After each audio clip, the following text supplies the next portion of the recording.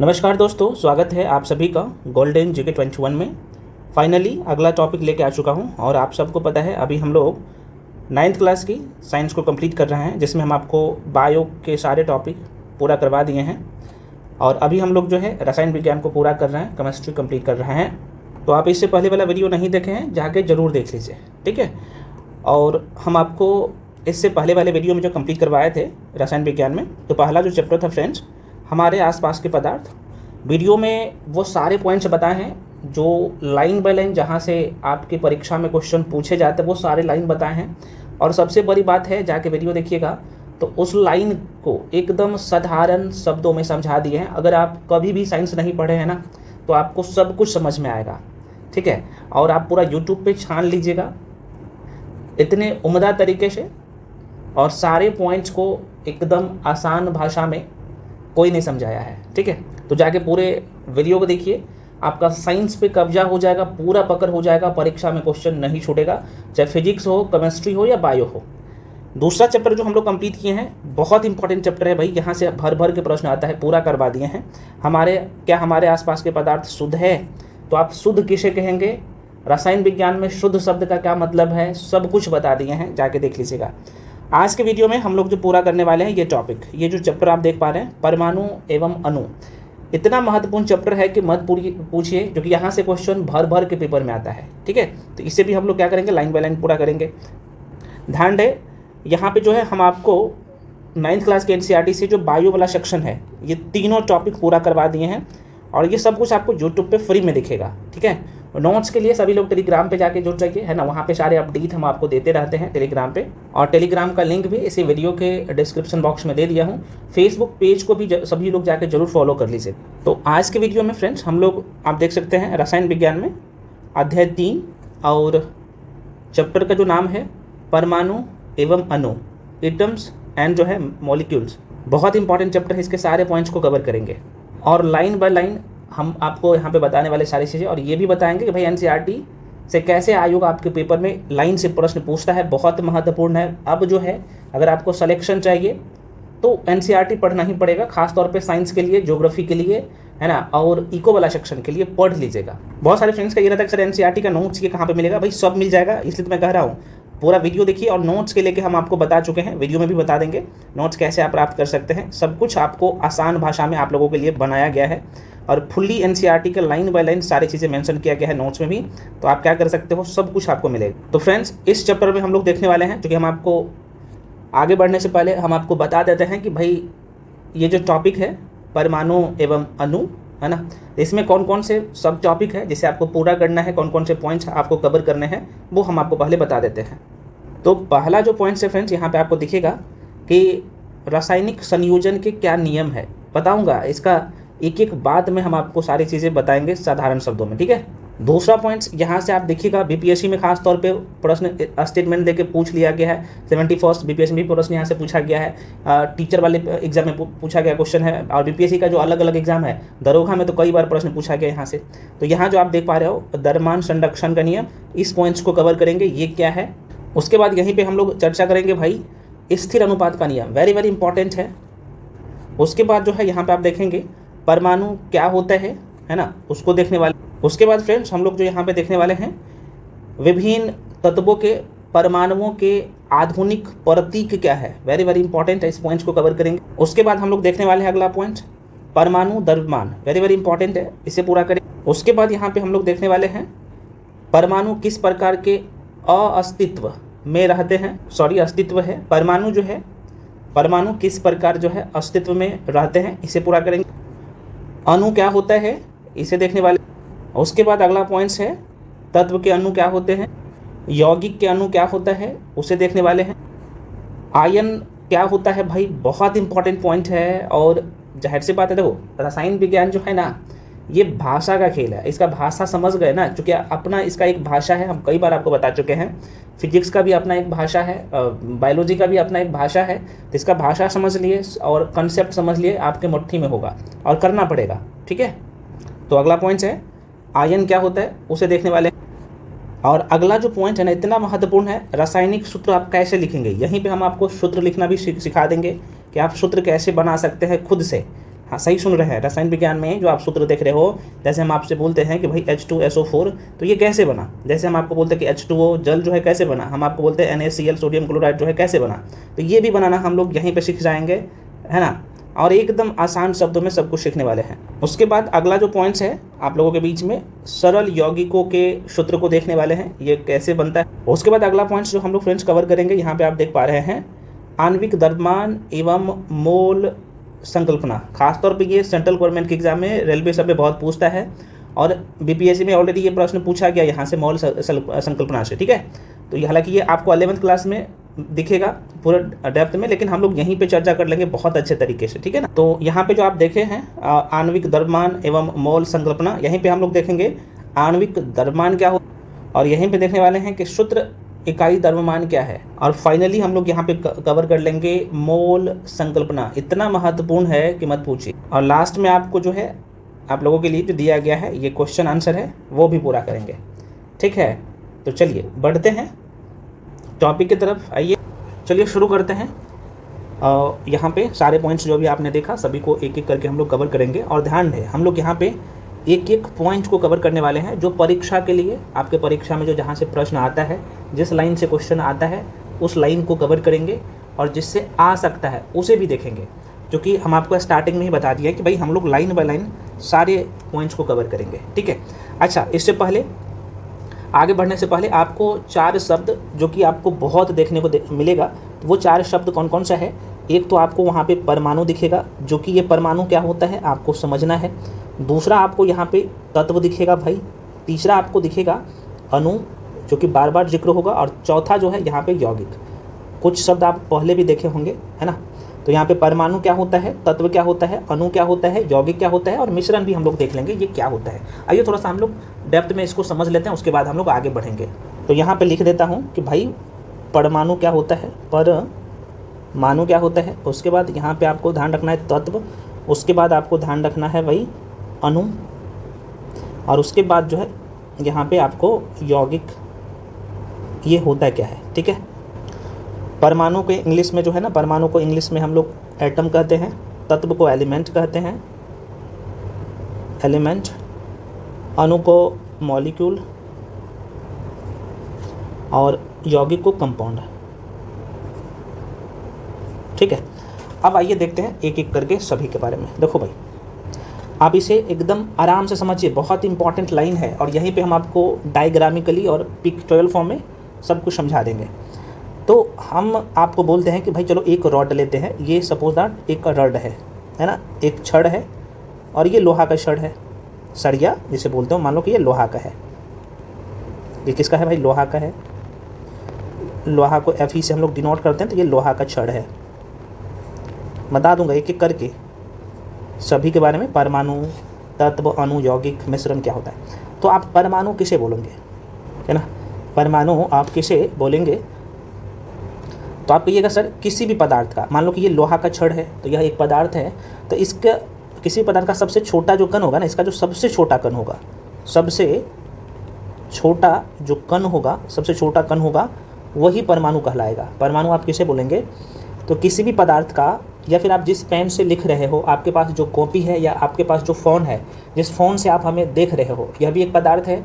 तो उसका जो सबसे छोटा कण होगा ना, जिसे आप अपने आँखों से नहीं देख सकते हो, नंगी आँखों से नहीं देख सकते हो, इसे जो है देखने के लिए क्या चाहिए, आपको सूक्ष्मदर्शी की आवश्यकता पड़ेगा, है ना। तो आप उसे बोलेंगे कि भाई किसी भी पदार्थ का सबसे छोटा जो कण होगा, किसी पदार्थ का सबसे छोटा जो कण होगा, वही परमाणु कहलाएगा, है ना। एग्जाम्पल के तौर पे हम आपको बता दिए, आगे भी चर्चा करेंगे। तो फिर आपको एक चीज़ें और ध्यान रखना है, ये तो आपको पता चल गया कि भाई परमाणु आप किसे बोलोगे, तो किसी भी पदार्थ का सबसे छोटा कण होगा वो परमाणु होगा। पदार्थ शुद्ध भी हो सकता है, अशुद्ध भी हो सकता है ना।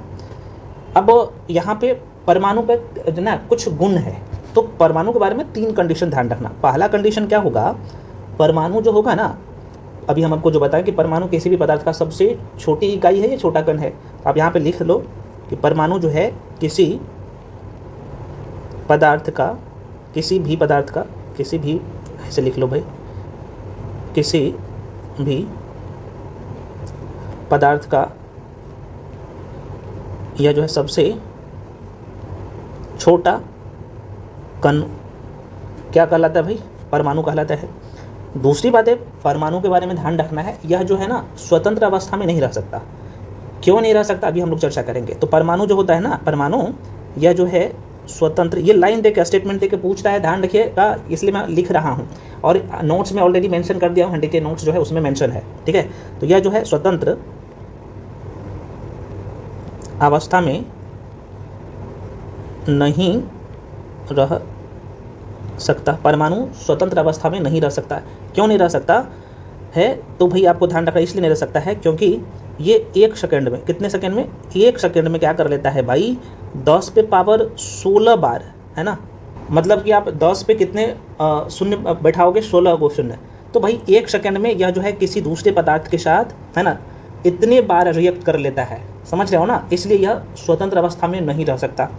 तीसरी बात है, और जो मोस्ट इंपॉर्टेंट है, जो ध्यान रखना है परमाणु के बारे में, रासायनिक अभिक्रिया में यही भाग लेता है। ध्यान रखिएगा, रासायनिक अभिक्रिया में, रासायनिक अभिक्रिया में क्या करता है भाई, यही जो है भाग लेता है, ठीक है, भाग लेता है। तो परमाणु के बारे में पहली बात है आपको ध्यान रखना है भाई, परमाणु किसी भी पदार्थ का, जैसे मैंने आपको एक रॉड के लेके लोहा का जो छड़ है उसका एग्जांपल लेके बताया हूँ कि भाई किसी भी पदार्थ का सबसे छोटा इकाई जो होगा ना वो परमाणु होगा। परमाणु स्वतंत्र अवस्था में नहीं रह सकता। क्यों नहीं रह सकता, अभी आपने देख लिया।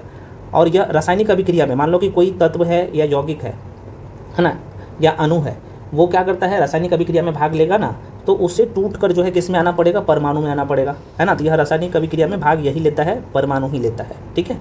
अब यहाँ पे एक क्वेश्चन आपके मन में आए, जो कि खासतौर पे जो लोग बिगिनर होते हैं ना, साइंस बैकग्राउंड से नहीं होते, मन में क्वेश्चन कई सारे आएगा, है ना, बता देता हूँ। अब जाहिर सी बात है, हम आपको बोले कि भाई परमाणु के बारे में, परमाणु का जो है इनके प्रमुख 3 लक्षण है। पहला लक्षण क्या है, ये किसी भी पदार्थ का सबसे छोटी इकाई होगा।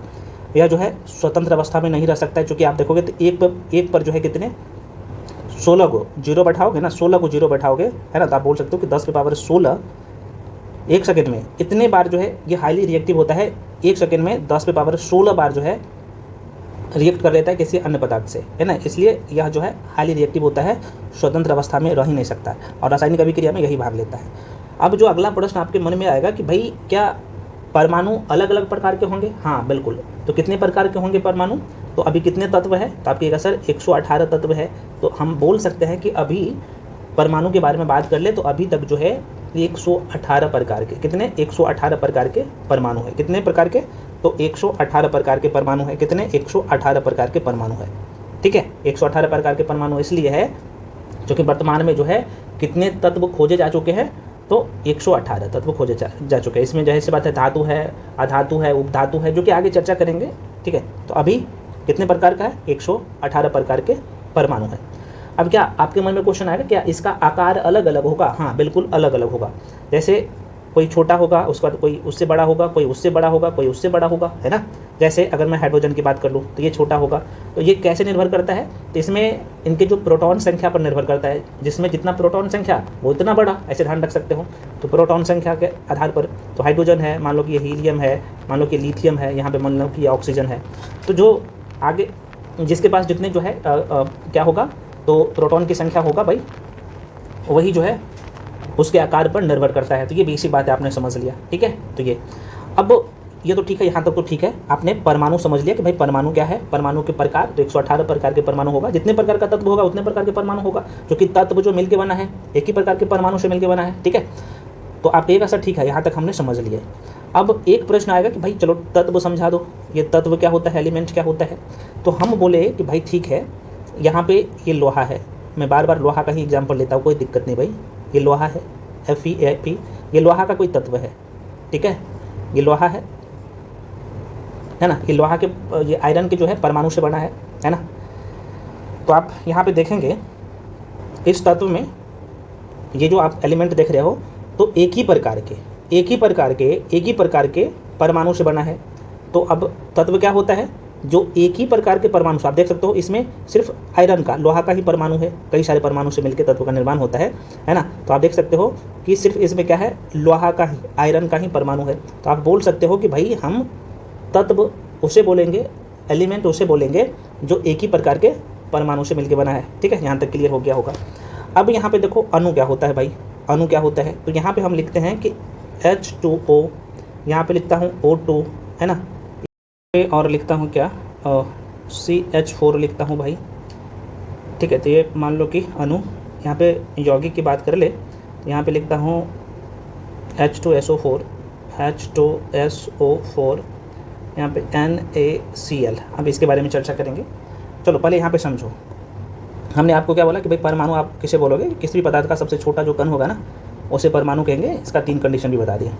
तत्व किसे बोलोगे तो आप कहेगा सर एक ही प्रकार के परमाणु से मिलकर बना है। जैसे यहाँ पे लोहा की बात कर लो, ये जो तत्व है तो ये सिर्फ लोहा के परमाणु से मिलकर बना है, ठीक है।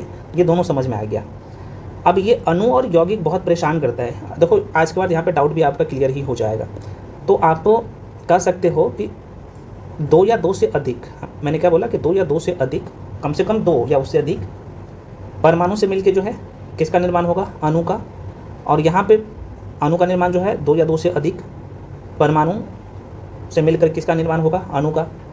और वहीं पे अगर हम आपसे बोले कि तत्व आप की बात कर ले तो भाई यहाँ से यौगिक किसे बोलोगे तो आप यौगिक के बारे में बोल सकते हो कि भाई यह ना 2 या 2 से अधिक, कम से कम 2 या उससे अधिक तत्व से मिलकर जो है यौगिक बना है। तो यौगिक किसे कहेंगे, 2 या 2 से अधिक तत्व से मिलकर यौगिक बना है। तो दोनों में क्या फ़र्क है आपको पता चल गया। अब यहाँ पे एक कंडीशन है जहाँ पे आप कन्फ्यूजन बार बार करते हैं, मैं बता देता हूँ। देखो भाई हमने क्या बोला कि आप यौगिक किसे कहेंगे तो ये 2 या 2 से अधिक, कम से कम 2 तत्व होना चाहिए। ऐसा नहीं कि भाई 2 एक ही प्रकार का तत्व है। मान लो कि हम आप यहाँ पे बोल दें कि यहाँ पे O3 लिख दें तो हम आपको बोल दें कि ये यौगिक है, तो नहीं है, क्योंकि में एक ही प्रकार का तत्व है ना, एक ही प्रकार का तत्व है जो कि ऑक्सीजन का है, तो ये यौगिक नहीं होगा। यौगिक में कम से कम 2 अलग अलग तत्व होना चाहिए। क्या होना चाहिए भाई, 2 अलग अलग तत्व होना चाहिए, तत्व होना चाहिए ना कि परमाणु। दोबारा सुनिए, यौगिक आप किसे बोलोगे, 2 अलग अलग तत्व होना चाहिए। 2 से अधिक हो सकता है, ठीक है ना, 2 से अधिक हो सकता है, लेकिन कम से कम 2 अलग अलग तत्व होना चाहिए। लेकिन अणु में क्या है कि 2 या 2 से अधिक, अणु में क्या होगा 2 या 2 से अधिक, 2 या 2 से अधिक, 2 या 2 से अधिक परमाणु। तो इसमें अलग अलग परमाणु भी हो सकता है, एक ही प्रकार के परमाणु भी हो सकता है, लेकिन कम से कम तो 2 होना चाहिए, तब उसे आप बोलोगे अणु। हाँ, एक अणु में क्या है कि भाई 2 तत्व भी हो सकता है, 2 तत्व के मिलने से भी अणु का निर्माण होगा। 2 एक ही प्रकार का तत्व भी हो सकता है, 2 अलग अलग प्रकार के तत्व हो सकता है। तो आशा करते हैं आपको ये क्लियर हो गया है। मैं चर्चा करेंगे, अभी आप इतना समझो। तो यहाँ पे आप एक लाइन में और बोल सकते हो कि सभी यौगिक जो है, सभी यौगिक क्या हो सकता है, अणु हो सकता है। सभी यौगिक क्या हो सकता है, मॉलिक्यूल हो सकता है सभी यौगिक, लेकिन सभी अणु यौगिक नहीं हो सकता है भाई, यौगिक नहीं हो सकता है। लेकिन सभी यौगिक क्या हो सकता है, अणु हो सकता है, ठीक है। तो यह भी ध्यान रखिएगा, बहुत इंपॉर्टेंट लाइन है। और ये ऐसा क्यों होता है हम आपको बताए हैं। जो अणु का निर्माण होगा तो ये 2 या 2 से अधिक परमाणु से मिलकर बनता है, या 2 या 2 से अधिक किसका निर्माण होगा, तो तत्व से भी क्या बन जाएगा, यौगिक बन जाएगा, सॉरी अणु बन जाएगा, माफ़ी चाहता हूँ, अणु मैं बता रहा हूँ। यहाँ पे यौगिक में क्या होगा भाई, इसमें 2 अलग अलग एलिमेंट चाहिए, 2 अलग अलग एलिमेंट चाहिए, 2 अलग अलग तत्व चाहिए, तब यौगिक बनेगा, ठीक है। दोनों में बस यही अंतर है, यौगिक में भाई अलग अलग आपको तत्व चाहिए, 2 या 2 से अधिक चाहिए, ठीक है। तो आइए एक बार हम लोग सभी को रिवीजन कर लेते हैं, ठीक है ना। तो पहला जो आपने देखा था परमाणु, परमाणु क्या होता है, तो किसी भी पदार्थ का सबसे छोटा जो कण होता है उसे परमाणु बोलोगे, है ना, यहाँ पे लिख दिया हूँ। और यह स्वतंत्र अवस्था में नहीं रह सकता है, क्योंकि यह जो है हाईली रिएक्टिव होता है, किसी के साथ बड़ी फास्ट में क्या करता है भाई, रिएक्शन करता है, देख सकते हो। और रासायनिक अभिक्रिया में यही कारण होता है कि क्योंकि यह हाईली रिएक्टिव होता है तो रासायनिक अभिक्रिया में यही भाग लेता है, ठीक है। मान लो तत्व और अणु है या यौगिक है ना, यहाँ पे कोई तत्व है या अणु है या यौगिक है, और केमिकल रिएक्शन में भाई करवाना है आपको, तो जाहिर सी बात है क्या करना पड़ेगा, इसे अणु में बोल रहा हूँ, परमाणु में क्या करना पड़ेगा, कन्वर्ट करना पड़ेगा, तोड़ना पड़ेगा, है ना। तो ये आपने परमाणु समझ लिया। तो परमाणु एक लाइन में ध्यान रखना, किसी भी पदार्थ का सबसे छोटी इकाई। आगे हम डेप्थ में चर्चा करेंगे, है पूरा अभी यही पे खेले हैं। तत्व किसे बोलोगे भाई, तो एक ही प्रकार के परमाणु से मिलकर तत्व का निर्माण हुआ है। अणु किसे बोलोगे भाई, तो अणु जो है परमाणु से मिलकर बनेगा, और कितने परमाणु, तो 2 या 2 से अधिक, कम से कम 2 या उससे अधिक, हाँ, या फिर 2 या 2 से अधिक तत्वों से मिलकर भी किसका निर्माण होता है, तो अणु का निर्माण होता है, ठीक है। तो अणु बन सकता है। तो अणु में क्या है, या तो एक ही प्रकार के परमाणु हो सकते हैं, कम से कम 2, या अलग अलग भी हो सकते हैं, है ना। जैसे O2 की बात करें तो देखो इसमें एक ही प्रकार के दो परमाणु है ना, ये अणु है, ठीक है। और यहाँ पे हो सकता है कि भाई दो अलग अलग परमाणु से भी मिलकर बन सकता है अणु, या दो अलग अलग तत्व से भी मिलकर बन सकता है, दो या दो से अधिक मिलेगा। लेकिन यहाँ पे यौगिक में क्या हो जाएगा भाई, कम से कम दो अलग अलग तत्व चाहिए और इसका रेशियो फिक्स चाहिए, ये एक फिक्स रेशियो में बनता है, ठीक है ना। आगे चर्चा करेंगे चूँकि यहाँ पे है, तो इतना ध्यान रखना। तो यौगिक में और अणु में यही फ़र्क है। क्योंकि अगर हम आपसे बोले यहाँ पे O2 लिखता हूँ तो क्या ये यौगिक है, तो भाई नहीं है। मैंने आपको बोला कि भाई यौगिक के लिए कम से कम क्या होना चाहिए, दो अलग अलग तत्व होना चाहिए। इसमें एक ही प्रकार का दो तत्व है, तो ये क्या है भाई, यौगिक नहीं है, ठीक है। देख सकते हो ये क्या है, अणु है। वहीं पे अगर हम यहाँ पे CH4 की बात कर ले, है ना, ये मीथेन है, मीथेन गैस आपको पता होना चाहिए। तो ये क्या है भाई, यौगिक है, ठीक है ना। यौगिक, क्योंकि इसमें देखो एगो क्या है भाई, कार्बन है, और यहाँ पे हाइड्रोजन क्या है, गो है, 4 गो है, तो एगो कार्बन है ना, एगो कार्बन और 4 गो हाइड्रोजन, इसका एक फिक्स रेशियो है और दो अलग अलग तत्व भी है। तो देखो यह मैंने आपको क्या बताया कि सभी यौगिक, एक शब्द भी बताया था कि सभी यौगिक अणु हो सकते हैं, लेकिन सभी अणु यौगिक नहीं होगा, है ना। तो देख सकते हो, तो ये जो अणु देख रहे हो, तो ये जो यौगिक है ये अणु हो सकता है, लेकिन ये जो अणु है ऑक्सीजन का, ये यौगिक हो रहा है, नहीं हो रहा है। तो आप बोल सकते हो कि सभी यौगिक अणु हो सकता है, लेकिन सभी अणु यौगिक नहीं होगा, है ना। देख लो, तो एक एक लाइन हम आपको समझा दिए हैं यहीं पे। अब यहाँ से शुरू करते हैं कहानी, ठीक है।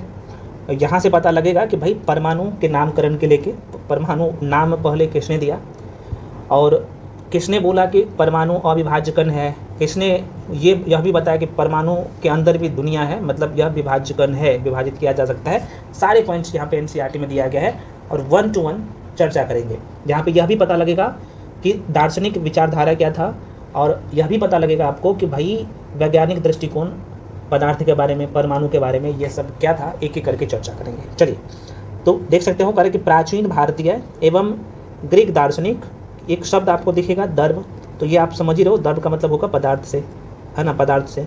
और पदार्थ आप किसे कहेंगे, तो भाई आपके आसपास की जो भी चीज़ें हैं, इवन जिस भी पेन से लिख रहे हो, जो कॉपी आपके पास है, जो मोबाइल है, जिस चेयर पे बैठे हो या जहाँ भी बैठे हो, आपके अगल बगल में जो भी चीज़ें हैं, जिसमें भार हो, जिसमें द्रव्यमान है, उसका अपना एक आयतन है, और अपने पांचों इंद्रियों से जिसे महसूस कर सकते हो, उसे पदार्थ बोलोगे। और इसलिए मैं कह रहा हूँ कि सारे क्लास, है ना, 1 2 3 करके जो हम आपको दिए हैं सबको देखिए, चूँकि आपको पिछले वाले क्लास में पढ़ाया था ना कि शुद्ध पदार्थ क्या है, मिश्रण क्या है, यौगिक क्या है, आपने पढ़ा है ना, तो इसलिए सभी को 1 to 1 कवर करो। तो कह रहे कि द्रव्य के अज्ञात एवं अदृश्य रूपों से सदैव चिकित होते रहे, है ना।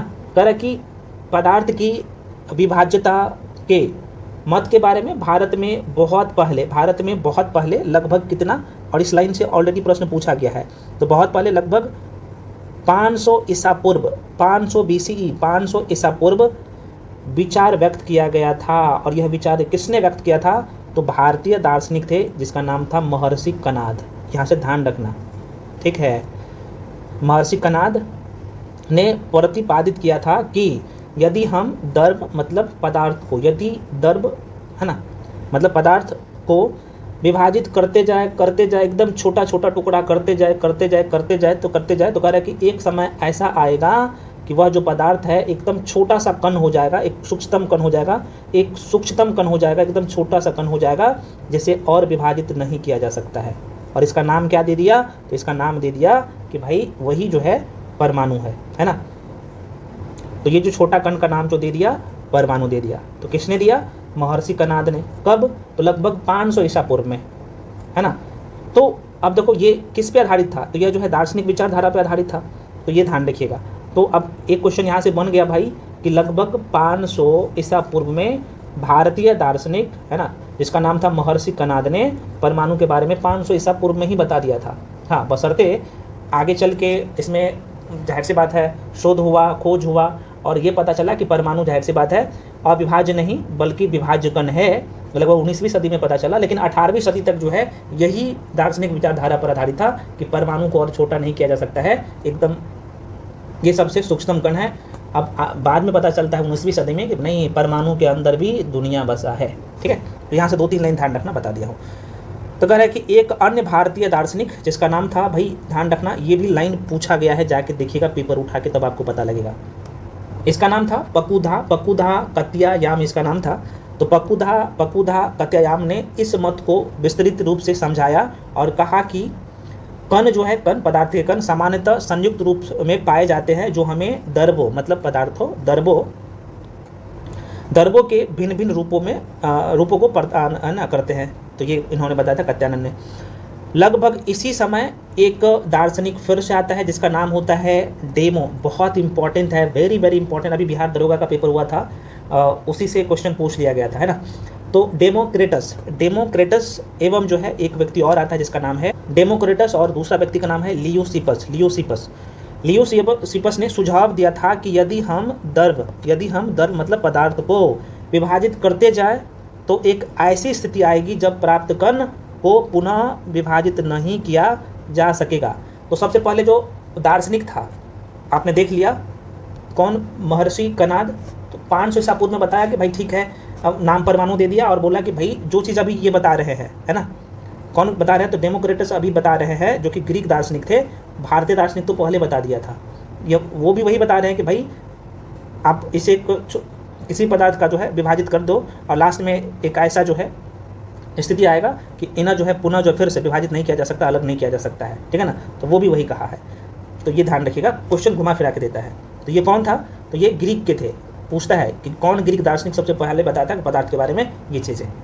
चलो आगे बढ़ते हैं। इन्होंने डेमोक्रेटस और लियोसिपस जो है, इन्होंने इन अविभाज्य कणों को क्या नाम दिया? तो परमाणु नाम इससे पहले आपने देखा था, जो महर्षि कणाद ने दिया था, ये भी इसका नाम परमाणु दिया और बोला यह अविभाज्य कण है ना। डेमोक्रेटस बोलता है यह अविभाज्य कण इसे कहा था, ठीक है ना। अविभाज्य कण किसने कहा था? तो डेमोक्रेटस। तो ये चीज़ तो महर्षि कणाद ने 500 ईसा पूर्व में कह दिया था कि भाई ये जो पदार्थ का सबसे छोटा कण होगा जिसे परमाणु नाम दिया था, तो भाई अविभाज्य कण है। तो ये भी वही बताया। तो लेकिन ये ग्रीक दार्शनिक था। ये सभी सुझाव दार्शनिक विचारधारा पर आधारित था। मैंने अभी आपको बताया ना कि अभी तक लगभग ये 18वीं सदी तक ये प्रक्रिया चलता है। कहा कि इन विचार के वैधता सिद्ध करने के लिए 18वीं शताब्दी तक जो है कोई अधिक जो है प्रयोगात्मक कार्य नहीं हुए थे, ठीक है भाई। अभी तक 18वीं सदी तक यही सब चलते आ रहा है कि परमाणु अविभाज्य कण है, इसे विभाजित नहीं किया जा सकता। इन लोगों को पता ही नहीं था कि भाई परमाणु के अंदर भी दुनिया बसा है जिसमें प्रोटॉन है, न्यूट्रॉन है और इलेक्ट्रॉन है। नहीं पता था, बाद में पता चलता है। ये जो थॉमसन आता है और इन्होंने बताया कि नहीं यार परमाणु के अंदर दुनिया है, ठीक है। चलो आगे बढ़ते हैं। कह रहे कि 18वीं शताब्दी के अंत तक वैज्ञानिकों ने तत्वों एवं यौगिकों के बीच भेद को समझा तथा स्वाभाविक रूप से यह पता करने के इच्छुक हुए कि तत्व कैसे तथा क्यों संयोग करते हैं, क्यों मिलते हैं। संयोग का मतलब क्यों मिलते हैं। जब तत्व परस्पर एक दूसरे से मिलते हैं, संयोग करते हैं, तब क्या होता है जब तत्व मिलते हैं तब एक असर यौगिक का निर्माण होता है, ठीक है ना। कोई बात नहीं। कह कि वैज्ञानिक जिसका नाम है आंतवा एल लावेजियर, है ना। हम लोग पढ़ते हो ना, जैसे एल लावेजियर पढ़ते हो, तो एल लावेजियर ने रासायनिक संयोजन के 2 महत्वपूर्ण नियम को स्थापित किया था, जिसे रसायन विज्ञान को महत्वपूर्ण आधार प्रदान किया गया। 2 महत्वपूर्ण जो नियम स्थापित किया गया था ना, किसके द्वारा? तो एंटोनी लेवोजियर के द्वारा। तो इसीलिए अब यहाँ पे एक प्रश्न और पूछता है कि भाई रसायन विज्ञान का पिता किसे कहा जाता है? तो रसायन विज्ञान का पिता इसे ही कहा जाता है ना, एंटोनी लेवोजियर को रसायन विज्ञान का फादर ऑफ केमिस्ट्री पूछा जाए तो एंटोनी लेवोजियर, ध्यान रखना। तो 2 महत्वपूर्ण जो सिद्धांत था यहाँ पे आपको दिखेगा। द्रव्यमान संरक्षण का नियम, 2 व्यक्ति का महत्वपूर्ण योगदान है, एक द्रव्यमान संरक्षण का नियम और दूसरा आपको यहाँ पे दिखेगा स्थिर अनुपात का नियम। बहुत इंपॉर्टेंट है, ऑलरेडी ये 71वीं बीपीएससी में यहीं से क्वेश्चन पूछा गया था, जाके पेपर उठा के देख लीजिएगा, है ना, अगर आपको यकीन नहीं हो रहा है तो, है ना।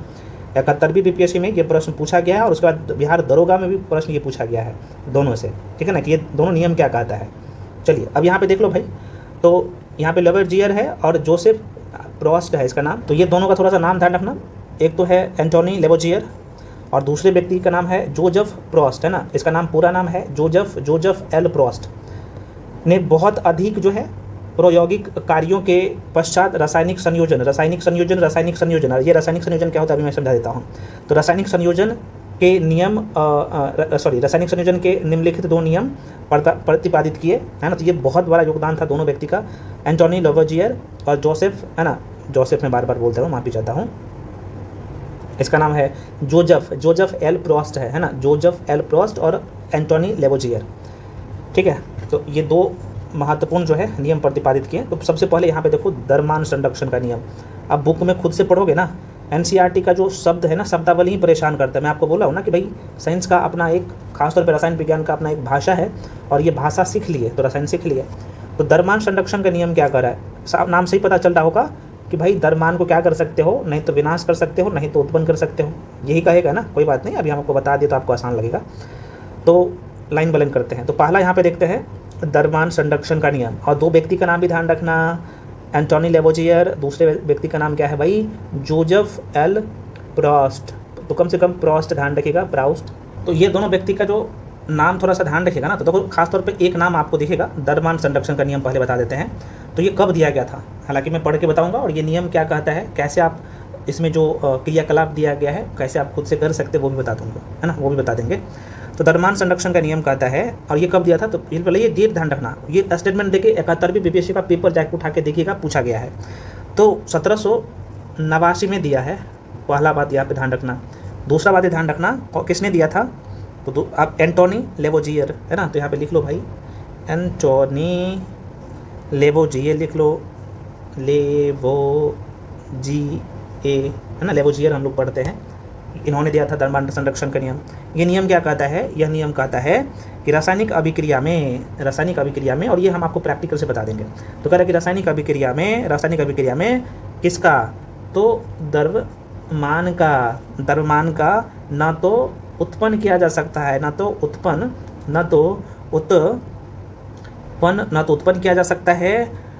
उत्पन्न किया जा सकता है, ना तो उत्पन्न होता है द्रव्यमान को, ना तो उत्पन्न किया जा सकता है, और न ही जो है द्रव्यमान को न तो उत्पन्न किया जा सकता है, और न ही इसे नष्ट किया जा सकता है, ठीक है। तो यही द्रव्यमान संरक्षण का नियम कहता है।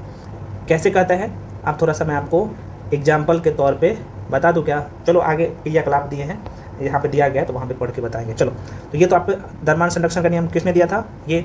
और दूसरा जो था अभी आपने जो देखा था, स्थिर अनुपात का नियम, स्थिर अनुपात का जो नियम दिया था वो दिया था जोसेफ एल प्रोस्ट ने।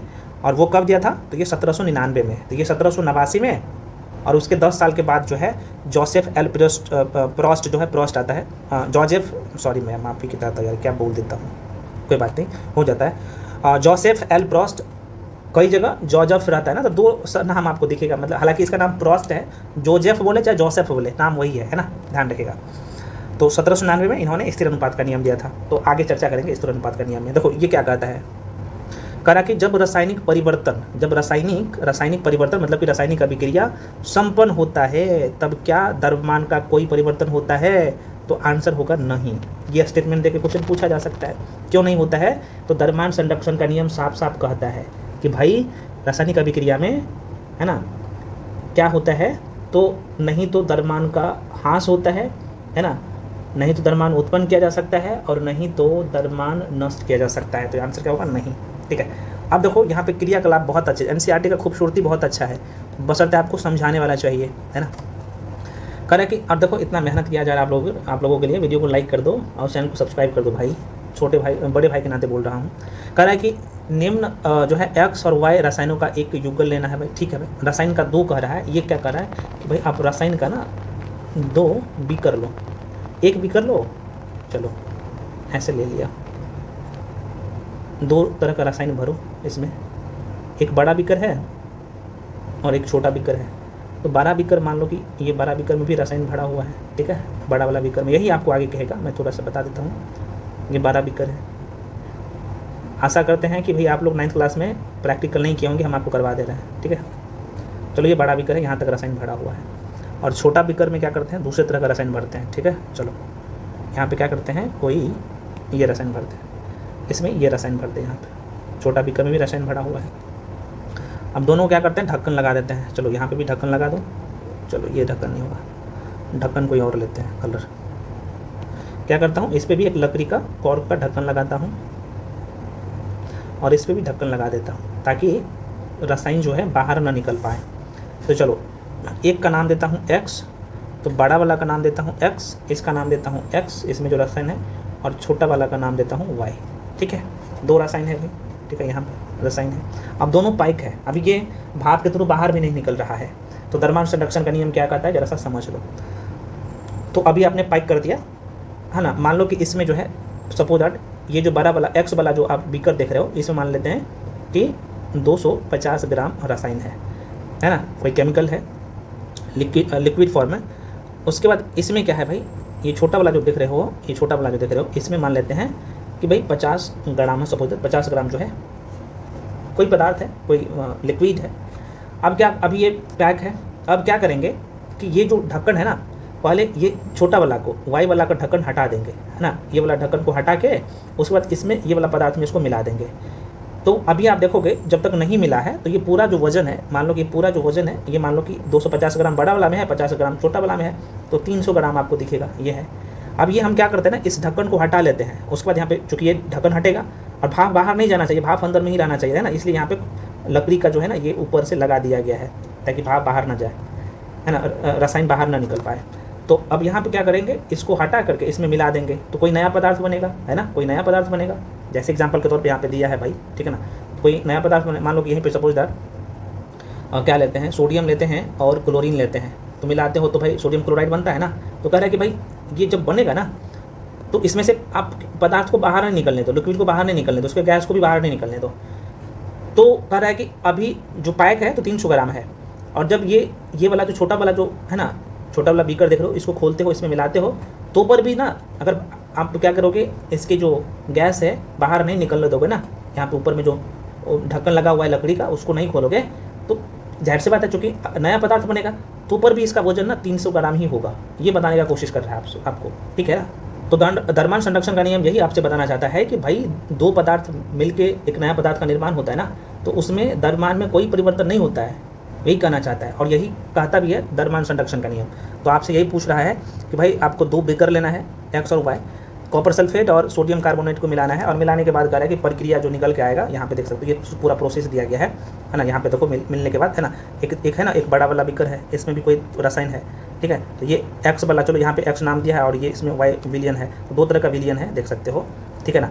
और यहाँ पे देख सकते हो ये विलियन निकलने वाला है, ठीक है ना। और यहाँ पे देख सकते हो यहाँ से विलियन निकल रहा है। इसमें क्या है कि देख सकते हो कॉर्क का, ये कॉर्क लकड़ी होता है, ओक का वृक्ष से निकाला जाता है, आपको पता होना चाहिए। उससे जो बड़ा वाला जो देख रहे हो क्या है, तो ये जो कह सकते हो क्या, ऊपर जो बीकर है, बीकर का ढक्कन बोल सकते हो, लकड़ी का जो ढक्कन है पूरे तरीके से पैक है। और देखो यहाँ पे ये जो छोटा वाला जो बीकर है ना, उसमें एक रस्सी लगा दिया गया ताकि आप इस रस्सी की मदद से क्या कर सकते हो, उसको हिला करके रसायन को इसमें गिराओगे। तो मिलने के बाद जो है ना, ये जाहिर सी बात है केमिकल रिएक्शन इसमें होगा, है ना।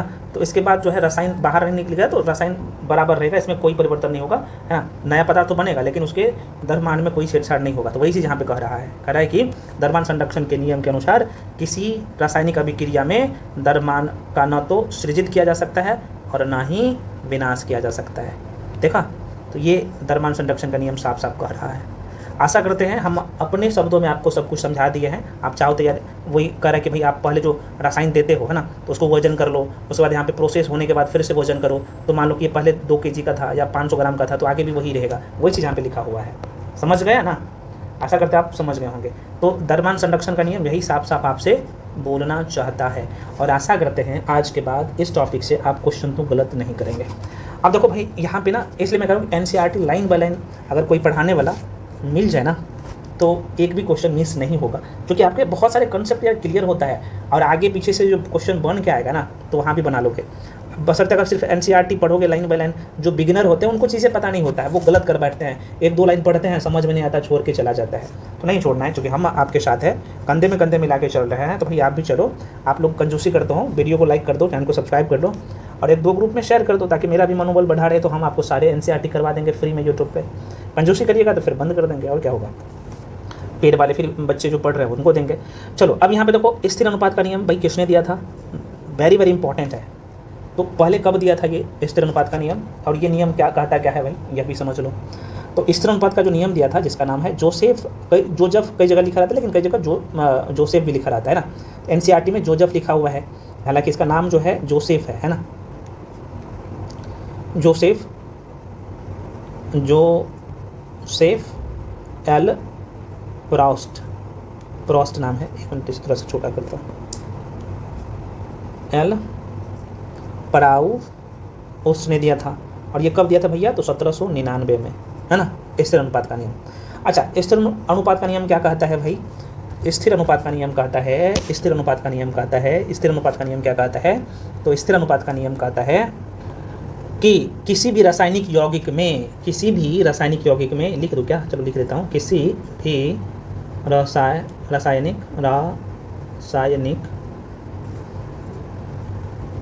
यौगिक में, देखो मैं नहीं लिखता इसलिए नहीं हूँ ना, ताकि भाई आपका वीडियो बड़ा ना हो, कर कि किसी रासायनिक यौगिक में तत्व सदैव, तत्व जो होता है ना, एलिमेंट जो होता है, तत्व जो होता है, अब तत्व में बोल रहा हूँ तो आपको पता होना चाहिए तत्व क्या होता है। एक ही तरह के परमाणु से मिलकर बना है ना तत्व, अभी आपने देखा था। तो तत्व सदैव एक निश्चित द्रव्यमान अनुपात में उपस्थित होता है, एक निश्चित द्रव्यमान अनुपात में उपस्थित होता है ना। ये किसने दिया था स्थिर अनुपात का नियम? तो आपने देख लिया।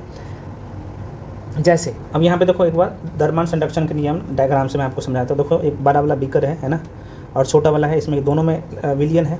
मिलने के बाद मान लो ये पहले जो है वजन कर रहा है, तो करें कि 300 ग्राम का था, है ना। यहाँ पे फिर से मिलाने के बाद देख सकते हो, अभिक्रिया होने के बाद अभी भी लास्ट में जाके जो आपको दिख रहा होगा, इनका जो फाइनल मास है, द्रव्यमान है, 300 ग्राम ही है, ठीक है। तो यही आपको बताना चाह रहा है द्रव्यमान संरक्षण का नियम। वही स्थिर अनुपात का नियम कहता है कि जैसे हम आपको बताएं ना, अभी पढ़ के भी बता दूंगा, जैसे H2O है ना, जल है H2O। तो आप देखोगे तो इसमें हाइड्रोजन दो को, पहले तो ये ध्यान रखना कि क्या वो एलिमेंट है, दो को तत्व है, एक तो हाइड्रोजन है और एक ऑक्सीजन है। तो हाइड्रोजन का क्या द्रव्यमान क्या है? जैसे बात है, दो को हाइड्रोजन है तो द्रव्यमान इसका एक का एक ही होता है ना। और ऑक्सीजन की बात करो तो 8 होता तो 8 9 16 हो जाएगा। तो अब देखो 1:8 हो जाएगा। तो ये कह रहा है कि पहले जो था, ये साफ साफ कह रहा है किसी भी स्रोत से प्राप्त शुद्ध जल में हाइड्रोजन और ऑक्सीजन का द्रव्यमान का अनुपात कितना रहेगा? 1:8 ही रहेगा, चाहे कोई भी जल लो। तो कहने का मतलब ये है कि भाई ये कह रहा है कि जैसे ये जल बना है, जल किससे मिलकर बना है? तो ये हाइड्रोजन से मिलकर बना है, ऑक्सीजन से मिलकर बना है। तो क्या को हाइड्रोजन चाहिए? तो 2 को हाइड्रोजन चाहिए और ऑक्सीजन एगो चाहिए। और इसका द्रव्यमान का रेशियो कितना है भाई? तो आप कहिएगा सर इसका द्रव्यमान का रेशियो है 2 और यहाँ पे कितना 8 × 16 है ना। तो आप यहाँ पे ये स्थिर अनुपात का नियम कह रहा है कि कोई यौगिक जो बन रहा है ना, यौगिक जो बन रहा है, तो आगे चल के मान लो कि आप तालाब का जल लो या कहीं का भी जल लो, तो एक बूंद जल भी हो, चाहे मतलब बहुत सारे, तालाब का पूरा जल की बात कर ले, तो इसका जो रेशियो होगा ना, ये यही होगा, है ना, 1:8 में ही होगा, 1:8 में ही होगा, है ना, यही कह रहा है। तो जल के किसी भी नमूने में हाइड्रोजन और ऑक्सीजन का जो द्रव्यमान का अनुपात होगा, किसका? द्रव्यमान का जो अनुपात होगा, ये यही होगा। और यही कह भी रहा है ये स्थिर अनुपात का नियम, ठीक है ना। तो किसने दिया था? आपने देख। चलिए लाइन बाय लाइन हम आपको पढ़ के भी बता देते हैं। तो कह रहा है कि स्थिर अनुपात का नियम, लेवोजियर एवं अन्य वैज्ञानिकों ने इस बात पर प्रकाश डाला कि कोई भी यौगिक 2 या 2 से अधिक तत्वों से निर्मित होता है, और इस प्रकार प्राप्त यौगिक में इन तत्वों के अनुपात स्थिर होता है ना। अभी हम आपको बताएं स्थिर होता है, चाहे वह किसी भी स्थान से प्राप्त किया गया हो अथवा किसी ने भी इसे बनाया हो। कहना कि यौगिक जल जो लिया है ना, देखो यौगिक जल में कह रहा कि हाइड्रोजन और ऑक्सीजन, मैंने आपको बताया ना कि ये जो जल है H2O, इसमें हाइड्रोजन 2 को है और ऑक्सीजन 1 है। इसका द्रव्यमान कितना होगा? तो ये हाइड्रोजन है और ये ऑक्सीजन है, तो हाइड्रोजन का द्रव्यमान कितना? 2 को हाइड्रोजन है, जो इसका द्रव्यमान भी एक ही होता है, परमाणु क्रमांक भी एक ही होता है, आपको पता होना चाहिए, आगे चर्चा करेंगे डेप्थ में। और ऑक्सीजन का परमाणु क्रमांक 8 है, लगभग उसका दुगुना होता है उसका द्रव्यमान, तो ये 16 हो जाएगा। और इसको काटा पीटी करिएगा तो 1 × 1 8 × 8, तो देख सकते हो कहीं का भी लो तो इसका रेशियो वही रहेगा। वही कह रहा है कि द्रव्यमान का अनुपात सदैव जो है 1:8 ही होता है, चाहे जल का स्रोत कोई भी हो, तालाब का जल लो या ट्यूबवेल का जल लो या नल का जल लो, है ना, ठीक है, यही कह रहा है। तो कह रहा है कि इसी प्रकार 9 ग्राम जल का अपघटन करे तो सदैव 1 ग्राम हाइड्रोजन, ठीक है ना, 1 ग्राम हाइड्रोजन और 8 ग्राम ऑक्सीजन ही प्राप्त होगा, जो कि आप यहाँ पे देख सकते हो। 9 ग्राम जल है तो हाइड्रोजन कितना है, कितना आसान शब्दों में समझाया है। तो 1 ग्राम हाइड्रोजन और 8 ग्राम ऑक्सीजन, और यही स्थिर अनुपात का नियम भी कहता है, ठीक है। कह रहा कि इसी प्रकार अमोनिया को ले लो भाई, NH3, तो देखो इसमें 3 को हाइड्रोजन है और नाइट्रोजन एगो है ना, और इसका रेशियो 8:3 में होगा। तो कह रहा है कि भाई कहीं का भी लो, चाहे अमोनिया किसी भी प्रकार से निर्मित हुआ हो, अथवा किसी भी स्रोत से ली गई हो तो उसका रेशियो वही होगा। यही कह रहा है स्थिर अनुपात का नियम। और देखो लास्ट में यहाँ पे दे दिया है, जोसेफ प्रोस्ट का नाम आपने जरूर सुना होगा। जोसेफ प्रोस्ट ने इस नियम को इस प्रकार व्यक्त किया था कि किसी भी यौगिक में तत्व सदैव एक निश्चित द्रव्यमानों के अनुपात में विद्यमान होती है। और इसी लाइन से प्रश्न पूछा गया था। कब दिया था यह नियम? 1799 में। द्रव्यमान संरक्षण का नियम 1708-9 में। ठीक है, तो कौन? एंटोनी लेवोजियर, रसायन विज्ञान का पिताजी जिसे बोलते हो, फादर ऑफ केमिस्ट्री, और ये जोसेफ प्रोस्ट ने दिया था। तो ये ध्यान रखिएगा। अब आ जाओ भाई, थोड़ा सा जॉन डाल्टन के बारे में पढ़ लीजिए। बहुत अच्छे व्यक्ति थे ये। तो कह रहा कि जॉन डाल्टन का जन्म जो है 1799 में 1766 में इंग्लैंड के एक गरीब गुलाहा परिवार में हुआ था। 12 वर्ष की आयु में इन्होंने एक शिक्षक के रूप में काम किया, जीविका शुरू करने की शिक्षक के रूप में। 7 साल बाद जो है देख सकते हो स्कूल में प्रिंसिपल बन गए। और 1793 ईस्वी में जॉन डाल्टन जो है एक कॉलेज में गणित, भौतिकी और रसायन विज्ञान पढ़ाने लगे। तो देख सकते हो स्टार्टिंग में मैथ्स पढ़ाते थे, फिजिक्स पढ़ाते थे, केमिस्ट्री पढ़ाने के लिए कहाँ पे चले गए? मैनचेस्टर। वहाँ उन्होंने अपनी जीवन की अधिकांश समय जो है शिक्षण एवं जो है शोध कार्य में जो है व्यतीत किया। और सन 1808 में इन्होंने परमाणु सिद्धांत को प्रस्तुत किया, जो द्रव्यों मतलब पदार्थों के अध्ययन के लिए एक महत्वपूर्ण सिद्धांत साबित हुआ। लेकिन यह भी बताया, जॉन डाल्टन ने भी बताया कि भाई परमाणु जो परमाणु है, अभी जो हम आपको पढ़ाए हैं, बताएं कुछ देर पहले, परमाणु यह अविभाज्य कण है। अभी तक ये वैज्ञानिक दृष्टिकोण से भी यह भी अब जो दार्शनिक दृष्टिकोण से जो चल रहा था कि परमाणु अविभाज्य कण है, तो जॉन डाल्टन ने भी यही बताया कि परमाणु अविभाज्य कण है ना, इसे और विभाजित नहीं किया जा सकता 1808 में। खैर देखेंगे आगे। अगला एक चैप्टर ही आपको 9th क्लास में, जो कि 9th क्लास में केमिस्ट्री का एक चैप्टर और बचा हुआ है इसके बाद, जो कि उसका नाम ही है परमाणु संरचना। बहुत उम्दा तरीके से दिया गया है। बशर्ते जब हम आपको पढ़ाते हैं ना, तो हम आपको 9th और 11th दोनों क्लास की NCERT को जोड़ के पढ़ाते हैं। अभी यही जो हम आपको पढ़ाने तो एक्स्ट्रा इन्फॉर्मेशन देते हैं, तो वो आपको एडवांस देते हैं, तो वो आपको कहाँ पे मिलेगा? 11th क्लास की NCERT में मिलेगा। इसलिए कह रहा हूँ कि भाई एक बार वीडियो को बहुत अच्छे से देख लो, और वीडियो को बार बार देखो, 4 बार 5 बार 10 बार देख लो ना, आपके माइंड में सेट हो जाएगा। और परीक्षा हॉल में किसी भी लाइन से क्वेश्चन आएगा ना, देख लेना। चलो, तो कह रहा है कि वैज्ञानिकों की जो है अगली समस्या इन नियमों की उचित व्याख्या करने की थी। तो अंग्रेज रसायनज्ञ जो थे रसायनज्ञ जॉन डाल्टन ने द्रव्यों मतलब कि पदार्थों की प्रकृति के बारे में एक आधारभूत सिद्धांत प्रस्तुत किया। डाल्टन ने पदार्थों मतलब कि द्रव्यों, ये एक होता है द्रव, इसका मतलब होता है लिक्विड, है ना, ये है द्रव, है ना, ये दरअसल जो आधा व य है, इसका मतलब होता है पदार्थ। ये आगे हम लोग जैसे जैसे बढ़ते जाएंगे मैं आपको बताते जाऊंगा। तो कह रहा है कि विभाज्यता का जो है विचार प्रदान किया, जिसे उस समय तक दार्शनिकता माना जाता था। तो ये भी वैज्ञानिक दृष्टिकोण से जो बताया ना जॉन डाल्टन ने, वह भी वही बताया।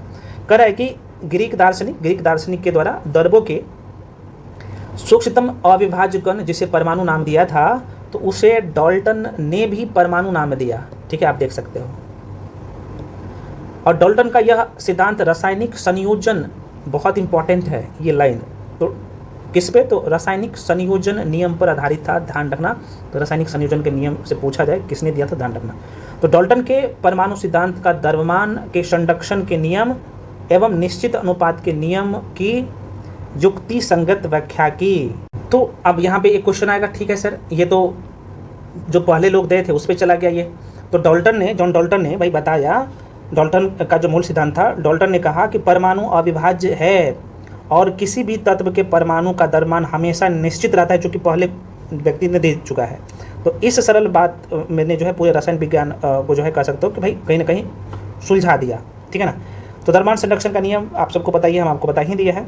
द्रव्यमान जाहिर सी बात है, नहीं तो आप द्रव्यमान संरक्षण का नियम साफ साफ कहता है कि द्रव्यमान न तो बनाया जा सकता है और नहीं नष्ट किया जा सकता है। और डाल्टन ने इन्हें कैसे समझाया? तो डाल्टन ने यहाँ पे ये तर्क दिया कि रासायनिक अभिक्रिया में, केमिकल रिएक्शन में परमाणु केवल अपनी जगह बदलते हैं।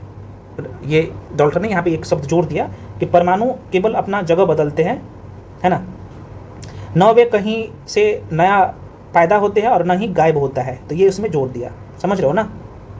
तो डाल्टन ने भी ये बोल दिया कि परमाणु न तो बनते हैं और न ही नष्ट होते हैं, इसलिए द्रव्यमान हमेशा संरक्षित रहता है।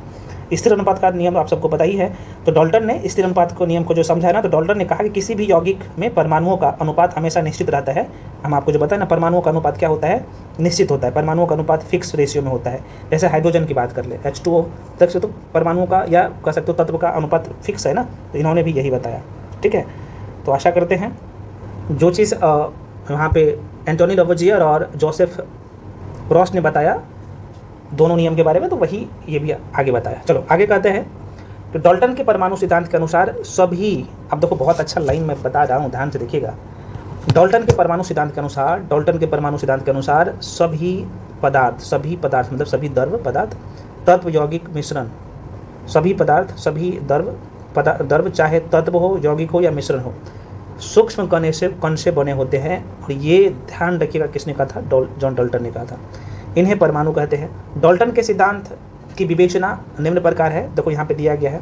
इन्होंने बोला कि भाई सभी पदार्थ जो है परमाणुओं से निर्मित है। ठीक है, परमाणु अविभाज्य और सूक्ष्म कण होते हैं जो रासायनिक अभिक्रिया में न तो सृजित होते हैं और न ही विनाश होते हैं। ये बोला है किसने, ये लाइन ध्यान रखना, ये पूछेगा स्टेटमेंट देके भाई किसने बोला था। उसके बाद इन्होंने बोला कि दिए गए तत्व के सभी परमाणुओं का द्रव्यमान एवं रासायनिक गुणधर्म समान होते हैं। ये किसने बोला था, जॉन डाल्टन ने बोला था। उसके बाद इन्होंने ये बोला कि भाई भिन्न भिन्न तत्वों के परमाणुओं के द्रव्यमान एवं रासायनिक गुणधर्म भिन्न भिन्न होते हैं। तो अब जो चीज़ हम आपको समझाए ना, तो ये भी जॉन डाल्टन ने बताया है कि जो अलग अलग जो तत्व होता है ना, इसके परमाणु अलग अलग होते हैं। वही चीज़ कह रहा है कि भिन्न भिन्न परमाणुओं के द्रव्यमान और रासायनिक गुणधर्म भी अलग अलग होते हैं। परमाणु के द्रव्यमान अलग अलग होगा, जाहिर सी बात है। जैसे हाइड्रोजन है ना, हाइड्रोजन है, नाइट्रोजन है, ऑक्सीजन है, तो ये हाइड्रोजन छोटा होगा जिसमें परमाणु संख्या जिसमें ज़्यादा होगा, मतलब प्रोटॉन की संख्या जिसमें ज़्यादा होगा तो वो बड़ा होगा, जो जिसमें कम रहेगा तो छोटा होगा। तो वही कह रहा है ये चीज़ है। ठीक है, ध्यान रखिएगा। अगला लाइन जो कह रहा है, अगला लाइन देख सकते हो, ये वाला 5वां वाला, कि भिन्न भिन्न तत्वों के परमाणु परस्पर छोटी पूर्ण संख्या के अनुपात में संयोग कर, मतलब मिल करके यौगिक निर्मित करते हैं। ठीक है ना, बिल्कुल। और अगला लाइन, ये 6ठा लाइन कह रहा है, किसी भी यौगिक में परमाणुओं की सापेक्ष संख्या एवं प्रकार निश्चित होता है। अभी यौगिक में आपने देखा ना, और ये किसने बोला, तो जॉन डाल्टन ने बोला। ये सारे लाइन आपको रटने हैं, और रटने के अभी तो हम समझा दिए हैं, तो आपको मल्टीपल टाइम रिविजन करने हैं। तो कह रहा है कि आप जो है ना, आगे कह रहा है कि आप अगले अध्याय में अध्ययन करेंगे कि परमाणु और छोटे छोटे कण विद्यमान होते हैं। परमाणु में और छोटे छोटे कण, है ना, परमाणु में ये बताना चाहता है कि डाल्टन भी जाहिर सी बात है वैज्ञानिक दृष्टिकोण से बता दिया कि भाई परमाणु अविभाज्य कण है। लेकिन एक व्यक्ति आता है ना, जे थॉमसन, और ये देखता है कि भाई परमाणु के अंदर भी एक दुनिया है ना, जिसमें नाभिक में जो है प्रोटॉन और न्यूट्रॉन रहता है और इलेक्ट्रॉन इसके कक्षा में चक्कर लगाता है ना, जो कि अगले आपको चैप्टर दिखेगा, जो कि इसी में 9th क्लास के NCERT में दिया गया है। चैप्टर का नाम ही है परमाणु संरचना, एक चैप्टर का नाम है, वहाँ पे आप डिटेल में पढ़ेंगे। ठीक है ना, तो ये बोल दिया है। आशा करते हैं यहाँ तक आप समझ गए होंगे। चलो, कह रहे कि एक अभिक्रिया में, ये जो अभिक्रिया करवाया गया था वो है भाई रासायनिक अभिक्रिया, आपको करने की जरूरत नहीं है। हम आपको बताए ना द्रव्यमान संरक्षण का नियम, वही चीज़ यहाँ पे है, तो ये आप लोग देख ही लिया है। देखो ये क्वेश्चन बड़ी इंपॉर्टेंट है ना, ये क्वेश्चन हम आपको करवा देते हैं। क्वेश्चन में कह रहा है, देखो भाई क्वेश्चन कह रहा है यहाँ पे देखिएगा, कह रहे कि एक अभिक्रिया में 5.3 सोडियम कार्बोनेट एवं, ये ग्राम है, 5.3 ग्राम सोडियम कार्बोनेट एक अभिक्रिया में, और कह रहा है कि 6 ग्राम जो है एथनॉल अम्ल अभिक्रित होते हैं। कह रहा है कि 2.2 ग्राम कार्बन डाइऑक्साइड और 8.2 सोडियम एथनॉल एवं 0.9 ग्राम जल उत्पाद के रूप में प्राप्त होते हैं। तो कह रहा है कि इस अभिक्रिया द्वारा दिखाइए कि यह परीक्षण द्रव्यमान संरक्षण के, है ना, द्रव्यमान संरक्षण के नियम के अनुरूप है। तो इसमें सोडियम कार्बोनेट प्लस एथनॉल अम्ल, और यहाँ पे जो बढ़ने के बाद जो है sodium ethanol plus carbon dioxide plus जल आपको यहाँ पे दिखेगा। तो क्या ये कह रहा है कि यह सही है? तो देखो भाई यहाँ पे देखो, ये जो किया गया ना, ये बोल रहा है कि द्रव्यमान संरक्षण के नियम के अनुरूप है। तो कैसे करो, देखो यहाँ पे क्या है, सोडियम कार्बोनेट।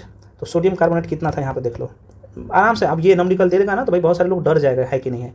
तो कितना है, तो सोडियम कार्बोनेट 5.3 ग्राम है, और 6 ग्राम जो है क्या है, एथेनोइक अम्ल है ना। तो चलो ठीक है, तो यहाँ पे 5.3 ग्राम था ये, तो चलो ऊपर मैं लिखता हूँ।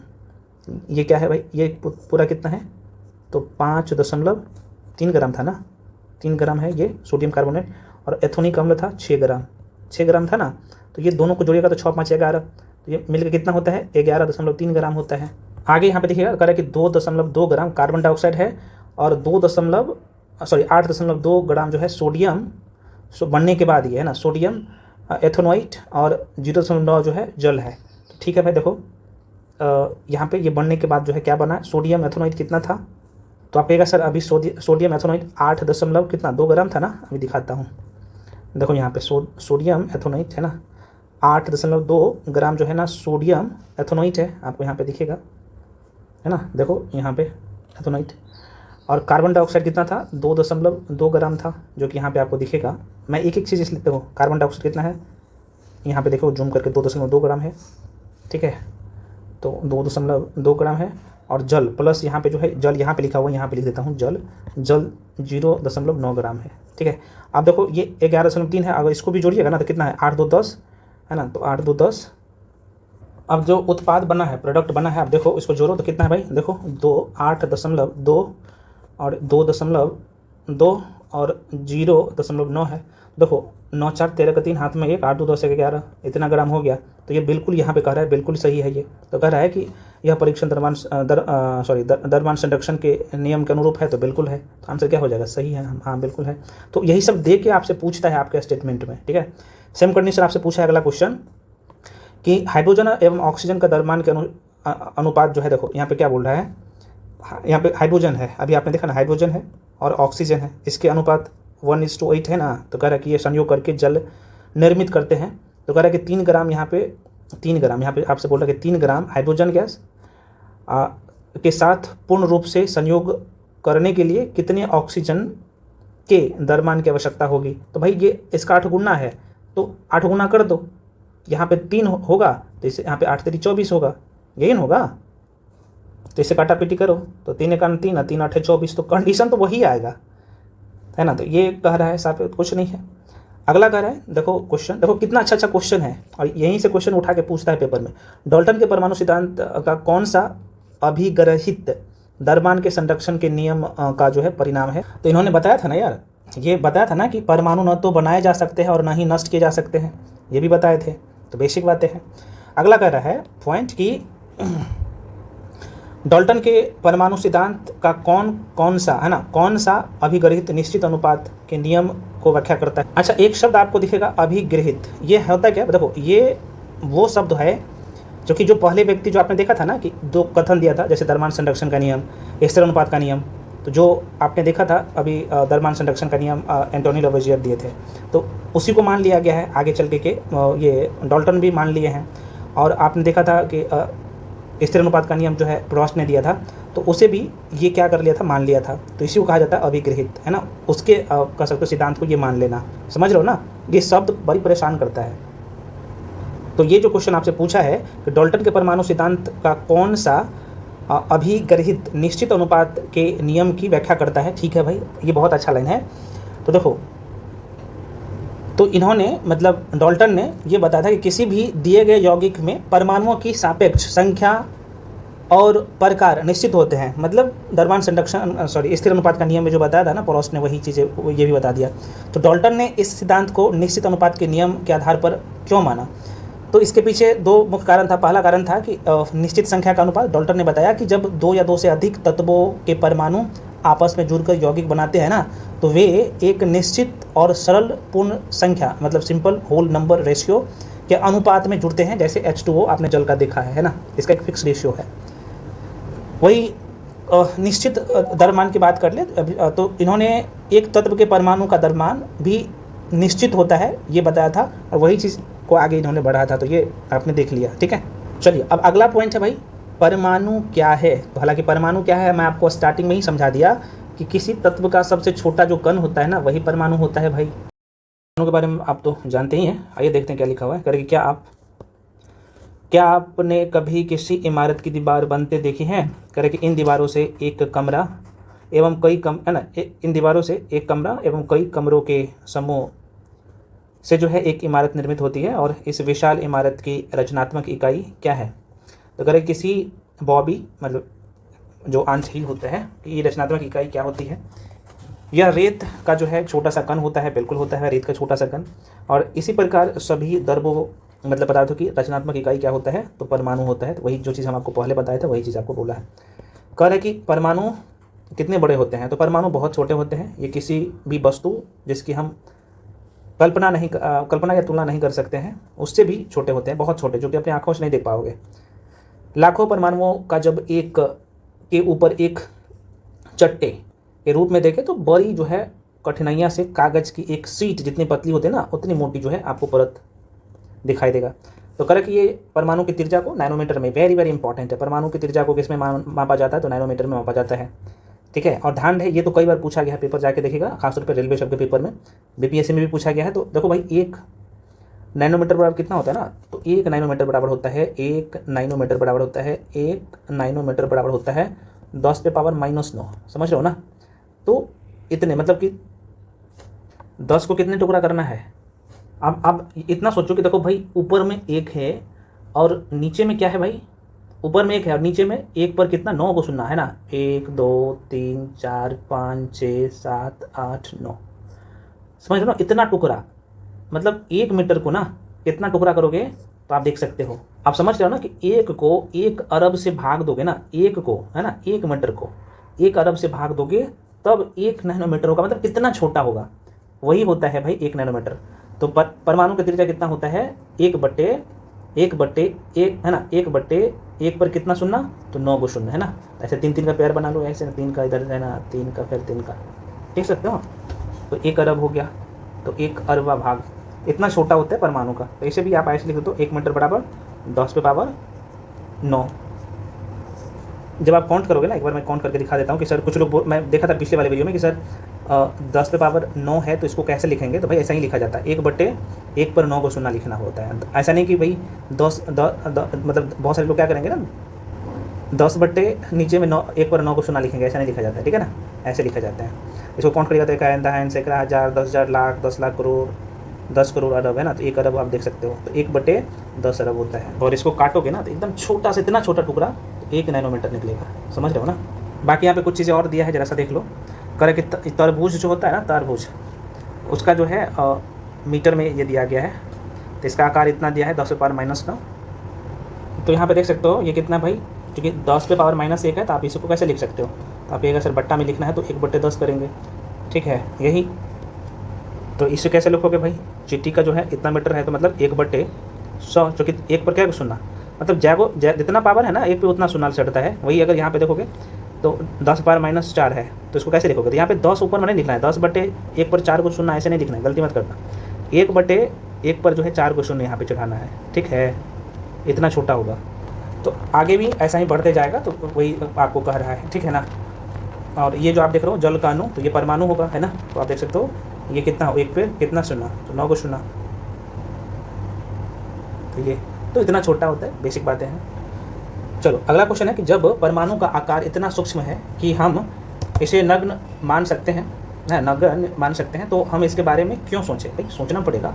आगे कह रहा है कि हम इसके बारे में इसलिए सोचते हैं क्योंकि हमारा पूरा विश्व ही परमाणु से बना है, बिल्कुल परमाणु से बना है। जो भी पदार्थ आप देख रहे हो, जो भी चीज़ें देख रहे हो, ये परमाणु से बना है। चाहे हम उन्हें देख नहीं सके, फिर भी वे यहाँ विद्यमान है तथा हमारे प्रत्येक क्रियाकलापों पर उसका प्रभाव पड़ता रहता है। तो कह रहे कि अब हम आधुनिक तकनीकों की सहायता से तत्वों के सतहों के आवर्धित प्रतिबिंबों को दिखा सकते हैं, और जिनमें उपस्थित परमाणु स्पष्ट दिखाई देते हैं। तो अभी जो पुस्तक सब में जो आप देखते हो ना, तो ये जो कि सूक्ष्मदर्शी से दिखा गया है वैसा सिंबल और बनाया गया है ना, इमेज लेके, समझ रहे हो। तो देख सकते हो यहाँ पे बेसिक बात है, ये सिलिकॉन सतह के प्रतिबिंब है। अगला पॉइंट है मेरे भाई, तो अगला पॉइंट है आप लोगों का कि विभिन्न तत्वों के परमाणुओं के आधुनिक प्रतीक क्या है भाई। तो कह रहा है कि डाल्टन ऐसे प्रथम व्यक्ति थे, कौन, जॉन डाल्टन ऐसे प्रथम व्यक्ति थे जिन्होंने तत्व के प्रतीकों का प्रयोग अत्यंत विशिष्ट अर्थ में विकास किया, है ना। मतलब अत्यंत विशिष्ट अर्थ में जो है किया था, अत्यंत विशिष्ट अर्थ में किया। जब आगे देख सकते हैं, जब इन्होंने किसी तत्व का प्रतीक का प्रयोग किया तो यह प्रतीक उस तत्व के एक निश्चित मात्रा की ओर इंगित करता था, अर्थात यह प्रतीक तत्व के एक परमाणु को प्रदर्शित करता था। उसके बाद बर्जेलियस की बात कर ले, तो बर्जेलियस ने तत्वों के ऐसे प्रतीक का सुझाव दिया जो उन तत्वों के नामों के एक या दो अक्षरों से प्रदर्शित होता था। कौन? तो बर्जेलियस। अब देखो ये बहुत इंपॉर्टेंट लाइन है। जॉन डॉल्टन ने, यहाँ पे लिख देता हूँ, है ना, जॉन डॉल्टन ने तत्वों को दर्शाने के लिए ना ये क्या किया, चित्रात्मक तरीका को अपनाया। अब ये क्या है सर? इसका जो आधार था जॉन डल्टन का जो आधार था तत्वों को समझाने के लिए, है ना, तत्वों को समझाने के लिए चित्रात्मक आधार था। जैसे इन्होंने हाइड्रोजन को जो दर्शाया तो पहले क्या किया, उन्होंने यहाँ पे एक सर्कल बनाया, है ना, सर्कल बनाया तो मेन सर्कल तो सभी में बनाया, लेकिन जैसे इसको हाइड्रोजन बनाया तो देखो हाइड्रोजन में क्या किया, एक सर्कल में यहाँ पे बीच में डाउट दिया तो इसका नाम दे दिया है कि ये हाइड्रोजन है। वही ये ऑक्सीजन को जो बताया तो ऑक्सीजन को सिर्फ एक सर्कल में खींच करके जो है यहाँ पे दर्शाया। वहीं पे अगर फास्फोरस की बात कर लूँ, यहाँ पे देखे तो फास्फोरस को जो इन्होंने दर्शाया तो क्या किया कि यहाँ पे एक सर्कल बनाया और इसमें वाई का जो है सिंबल बनाया। आप देख सकते हो वाई का सिंबल बनाया, ठीक है। तो जैसे जैसे अब तत्वों की संख्या, जैसे जैसे तत्व जो है आगे खोजते गए, मिलते गया, तो जाहिर सी बात है सिंबल को ध्यान रखना मुश्किल हो गया और यही कारण है कि ये जो है ना बहुत आगे तक नहीं चला, ठीक है, तो ये फेल हो गया। तो देखो भाई, जो चीज़ें बुक में जो लिखा हुआ है ना हम आपको एक दो लाइन में समझा देते हैं ताकि आपका पकड़ अच्छा हो, नहीं तो हम पढ़ के बताएंगे तो पता चला कि भाई आपको समझ में ना आए, है ना। तो तत्वों का प्रतीक को कैसे दर्शाया डॉल्टन ने, आपने देख लिया। पहले क्या किया, एक सर्कल बनाया, उसके बाद सर्कल के अंदर में अपना जो है यहाँ पे क्या किया, खेला किया, है ना। जैसे इन्होंने सर्कल में एस लिखा तो सिल्वर, जैसे पारा इन्होंने दर्शाया तो सर्कल बनाया, एकदम छोटा छोटा बिंदी यहाँ पे आपको दिखेगा। शीशा जैसे बात है, अगर शीशा की बात करूँ तो शीशा को दर्शाया तो लेड को, इन्होंने क्या किया भाई, एक सर्कल बनाया और शीशा को इंग्लिश में लेड करते तो उनके अक्षर से एल से दर्शाया। प्लेटिनम की बात करते तो यहाँ पे सर्कल बनाया और प्लेटिनम को पी से दर्शाया। इस तरीके से गोल्ड की बात कर ले तो आप वही ऐसा ही किया है, देख सकते हो। इस तरीके से इन्होंने दर्शाया डॉल्टन। यही जो आपको यहाँ पे दिख रहा होगा 3.3 में ये तत्वों का प्रतीक जो दिखा होगा तो ये किसने किया था, तो जॉन डॉल्टन ने। आप कहिएगा सर ठीक है, तो ये तो डॉल्टन वाला आपने बता दिया, बर्जेलियस ने कैसा दिया? देखो भाई, बर्जेलियस ने जो तत्व को लिखने के बारे में जो बताया ना कि भाई कैसे तत्व को लिखना है, तो चूँकि बर्जेलियस एक स्वीडिश रसायन शास्त्री थे, आप सबको पता होना चाहिए, तो इन्होंने तत्वों को लिखने के लिए, है ना, एलिमेंट को लिखने के लिए इनका जो आधार था, बर्जेलियस का जो आधार था, तो अंग्रेजी या लैटिन नामों के पहले इसका पहला अक्षर, है ना, अंग्रेजी या लैटिन नामों के पहला अक्षर, कभी कभी ये दूसरा अक्षर का भी प्रयोग किया। जैसे पहला अक्षर हमेशा कैपिटल अक्षर में, जैसे हमने यहाँ पे लिखते हैं हाइड्रोजन, फिर यहाँ पे लिखते हैं हीलियम, है ना, जैसे यहाँ पे कार्बन लिखते हैं, यहाँ पे जो है सोडियम लिखते हैं, ठीक है ना। तो इन्होंने जो बर्जेलियस क्या किया, तो जो पहला लेटर इन्होंने लिखा है बर्जेलियस तत्वों को वर्गीकृत करने के लिए, तो है ना, आप देख सकते हो कैपिटल लेटर में, और दूसरा जो है ना, जैसे हीलियम में HE होता है, तो देखो पहला लेटर तो कैपिटल है और दूसरा जो लिखा है HE, तो ये हमेशा जो है ना स्मॉल लेटर लिया, ठीक है ना। जैसे यहाँ पे सोडियम है तो N जो है इन्होंने जो लिखा है कैपिटल में और A जो लिखा है स्मॉल में, तो इनका प्रयोग किसने किया, तो बर्जेलियस ने किया। और यही कारण होता है ये आगे चलकर जो है इसे अडॉप्ट कर लेता है IUPAC के द्वारा, जो है आगे चलकर जो जैसे जैसे तत्व खोजा गया है तो इसी का प्रयोग में लेते रहा, ठीक है ना। तो ध्यान रखना, पहला अक्षर हमेशा बड़ा होता था और यदि नाम में दूसरा अक्षर जोड़ा जाता तो वह हमेशा स्मॉल होता था, जो कि अभी आपने देखा, ठीक है ना। तो उदाहरण के लिए मैं आपको समझा ही दिया हूँ। तो अगर निष्कर्ष में यहाँ पे निकाल के बोल दूँ तो यहाँ पे बोल सकते हो कि डॉल्टन ने प्रतीक को, मतलब तत्वों के प्रतीक को ये दृश्य मतलब विजुअल बनाने का प्रयास किया। वही बर्जेलियस ने इसे भाषा में मतलब कि लैंग्वेज के तरह जो है बनाकर विज्ञान को सुगम बनाया। तो इस तरीके से आप बोल सकते हो। खैर, तो आपने दोनों का देख लिया, बर्जेलियस का भी और डॉल्टन का भी, जॉन डॉल्टन का। चलिए आगे कर रहा है वही चीज़ जो हम आपको बता दें, वही चीज़ लिखा हुआ है। कार्य के प्रारंभ में तत्वों के नामों की व्युत्पत्ति उन स्थानों के नामों से की गई जहाँ वे सर्वप्रथम पाए गए थे। उदाहरण के तौर पर देखा जाए तो कॉपर, है ना, यहाँ पे देख सकते हो कॉपर। तो कॉपर का नाम जो है साइप्रस, मतलब देख सकते हो यहाँ पे इंग्लिश में साइप्रस है, साइप्रस से उत्पन्न हुआ है। तो कुछ तत्वों के नामों को विशिष्ट रंगों से लिया गया। उदाहरण के लिए जैसे स्वर्ण, जैसे स्वर्ण मतलब गोल्ड होता है ना, अंग्रेजी के उस शब्द से लिया गया है। तो बेसिक बातें हैं जो हम आपको बता दी हैं, जिसका अर्थ होता है पीला। आजकल international union of pure and जो है बहुत इंपॉर्टेंट है, ये इसका फुल फॉर्म पूछता है, रट लेना, है ना। किसका फुल फॉर्म है भाई, देख लो यहाँ पे IUPAC। आई का मतलब इंटरनेशनल, यू का मतलब यूनियन, है ना। उसके बाद यहाँ पे आप देख सकते हो ऑफ, यहाँ पे पी का मतलब प्योर, है ना, एंड है, ए का मतलब एंड, और यहाँ पे आप देख सकते हो प्योर एंड जो है अप्लाइड केमिस्ट्री। तो इन्होंने क्या किया कि तत्वों के नामों को वर्गीकृत प्रदान करती है। अभी वर्तमान टाइम में अभी अगर कोई तत्व, नया तत्व खोजा जाता है तो उसको जो है नाम कौन देता है, तो ये देता है UIPAC, international union of pure and applied chemistry तत्व का नाम देते हैं, ठीक है ना, ध्यान रखना, पूछे जा सकते हैं। अब अधिकतर तत्वों के प्रतीक उन तत्वों के अंग्रेजी नामों के एक या दो अक्षरों से बने होते हैं। किसी प्रतीक के पहले अक्षर को सदैव है ना कैपिटल में लिखा जाता है, बड़ा अक्षर में लिखा जाता है, देख सकते हो, तथा दूसरे अक्षर को हमेशा जो है आप देख सकते हो स्मॉल लेटर में लिखा जाता है फार्मूला में। अभी हम आपको दिखा दिए ना, जैसे हाइड्रोजन तो एक ही है तो भाई कैपिटल में लिखा गया। अगर हीलियम की बात कर लो, देखो दो है तो एक एच जो है हम लोग कैपिटल में लिखे हैं और ई को स्मॉल में लिखे हैं। यहीं पे अगर सोडियम की बात कर लो तो वही कंडीशन है ना, कैल्शियम की बात कर लो यहीं पे इस तरीके से आप देख सकते हो। क्लोरीन की बात करो, देखो सी कैपिटल में है और एल स्मॉल में है, इस तरीके से लिखा जाता है। करें उदाहरण के लिए, जैसे बताया गया है हाइड्रोजन को एच से, और यही केमिस्ट्री का भाषा है भाई, रसायन विज्ञान का भाषा यही है, इस भाषा को सीखना पड़ेगा। एल्युमिनियम को एल, और देखो एल्युमिनियम को एल लिखा जाता है, आप देख सकते हो कैपिटल ए है और स्मॉल ए एल है, ना कि कैपिटल ए और कैपिटल एल, ये गलत है, ये कह रहा है, ठीक है ना। जैसे कोबाल्ट आपको लिखना है तो कैपिटल में सी लिखना है और ओ को स्मॉल में लिखना है, इस तरीके से, ना कि कैपिटल सी और कैपिटल ओ, ये गलत होगा। आगे कह रहा है, देखो भाई, कह रहा है कि कुछ तत्वों के प्रतीक उनके अंग्रेजी नामों के प्रथम अक्षर तथा बाद में आने वाले किसी एक अक्षर को संयुक्त करके बनाते। उदाहरण के जैसे क्लोरीन की बात कर ले तो देख सकते हो भाई स्टार्टिंग और लास्ट वाला, जैसे जिंक की बात कर लो तो आप देख सकते हो जेड लिखा जाता है। तो अन्य तत्वों के प्रतीकों को लैटिन, जर्मन या ग्रीक भाषाओं में उनके नामों से जो है बनाया गया है। उदाहरण के लिए जैसे लोहा की बात कर लो तो आयरन का प्रतीक एफ होता है, उसके लैटिन नाम जो है फेरम होता है, फेरम से उत्पन्न किया गया है। और इसी प्रकार सोडियम का प्रतीक Na होता है, आप सबको पता होना चाहिए। और पोटेशियम का के होता है, आपको पता होना चाहिए, आप देख सकते हो। तो आप देख सकते हो ये नेट्रियम और केलियम से उत्पन्न हुआ है, ये मतलब ये जो है पोटेशियम जो है ना, आप Na जो देख रहे हो ये नेट्रियम से, और ये जो आप देख पा रहे हो पोटेशियम की बात करो तो ये कीलियम से उत्पन्न हुआ है, इस तरीके से। इस प्रकार प्रत्येक तत्व का एक अन्य नाम और एक जो है अद्वितीय है ना, अद्वितीय रासायनिक प्रतीक होता है, जो कि आपने देख लिया। तो ये रट लेना है, जैसे ये सब रट लेना है मेरे भाई। एल्युमिनियम का एल होता है, आर्गन का AR, बेरियम का BA, बोरोन का है ना B, ब्रोमीन का BR होता है। ये सब आपको जब रटने की जरूरत नहीं है, जब आप लगातार देखोगे ना तो ये आपको याद हो जाएगा परमानेंटली। जैसे कॉपर का CO, क्लोरीन का F होता है, स्वर्ण का AU होता है। देखो यहाँ पे ना AU और AG में बड़ी लोगों का मिस्टेक होता है। देखो AU है अंग्रेजी वर्णमाला का A, और चूँकि ये स्वर्ण है, गोल्ड है AU, और ये जो होता है ना क्या कहते हैं चांदी, इसमें नहीं दिया गया क्या, जो कि AU देखो A तो ढेर बात है, सोना और चांदी में दोनों में होगा, और AG जो है ना होता है चांदी, चांदी होता है। तो देखो G जो है छोटा होता है और ये U बड़ा होता है, तो U गोल्ड के लिए, AU गोल्ड के लिए यूज़ करोगे, सोना के लिए है ना, सोना का प्रतीक गोल्ड का ना, सोना का क्या होता है भाई AU होता है, जो कि देखो U बड़ा है, A तो दोनों में कॉमन है, और ये चांदी छोटा होता है तो वहाँ का कौन होता है, सोना होता है। इस तरीके से ध्यान रख सकते हो, है ना।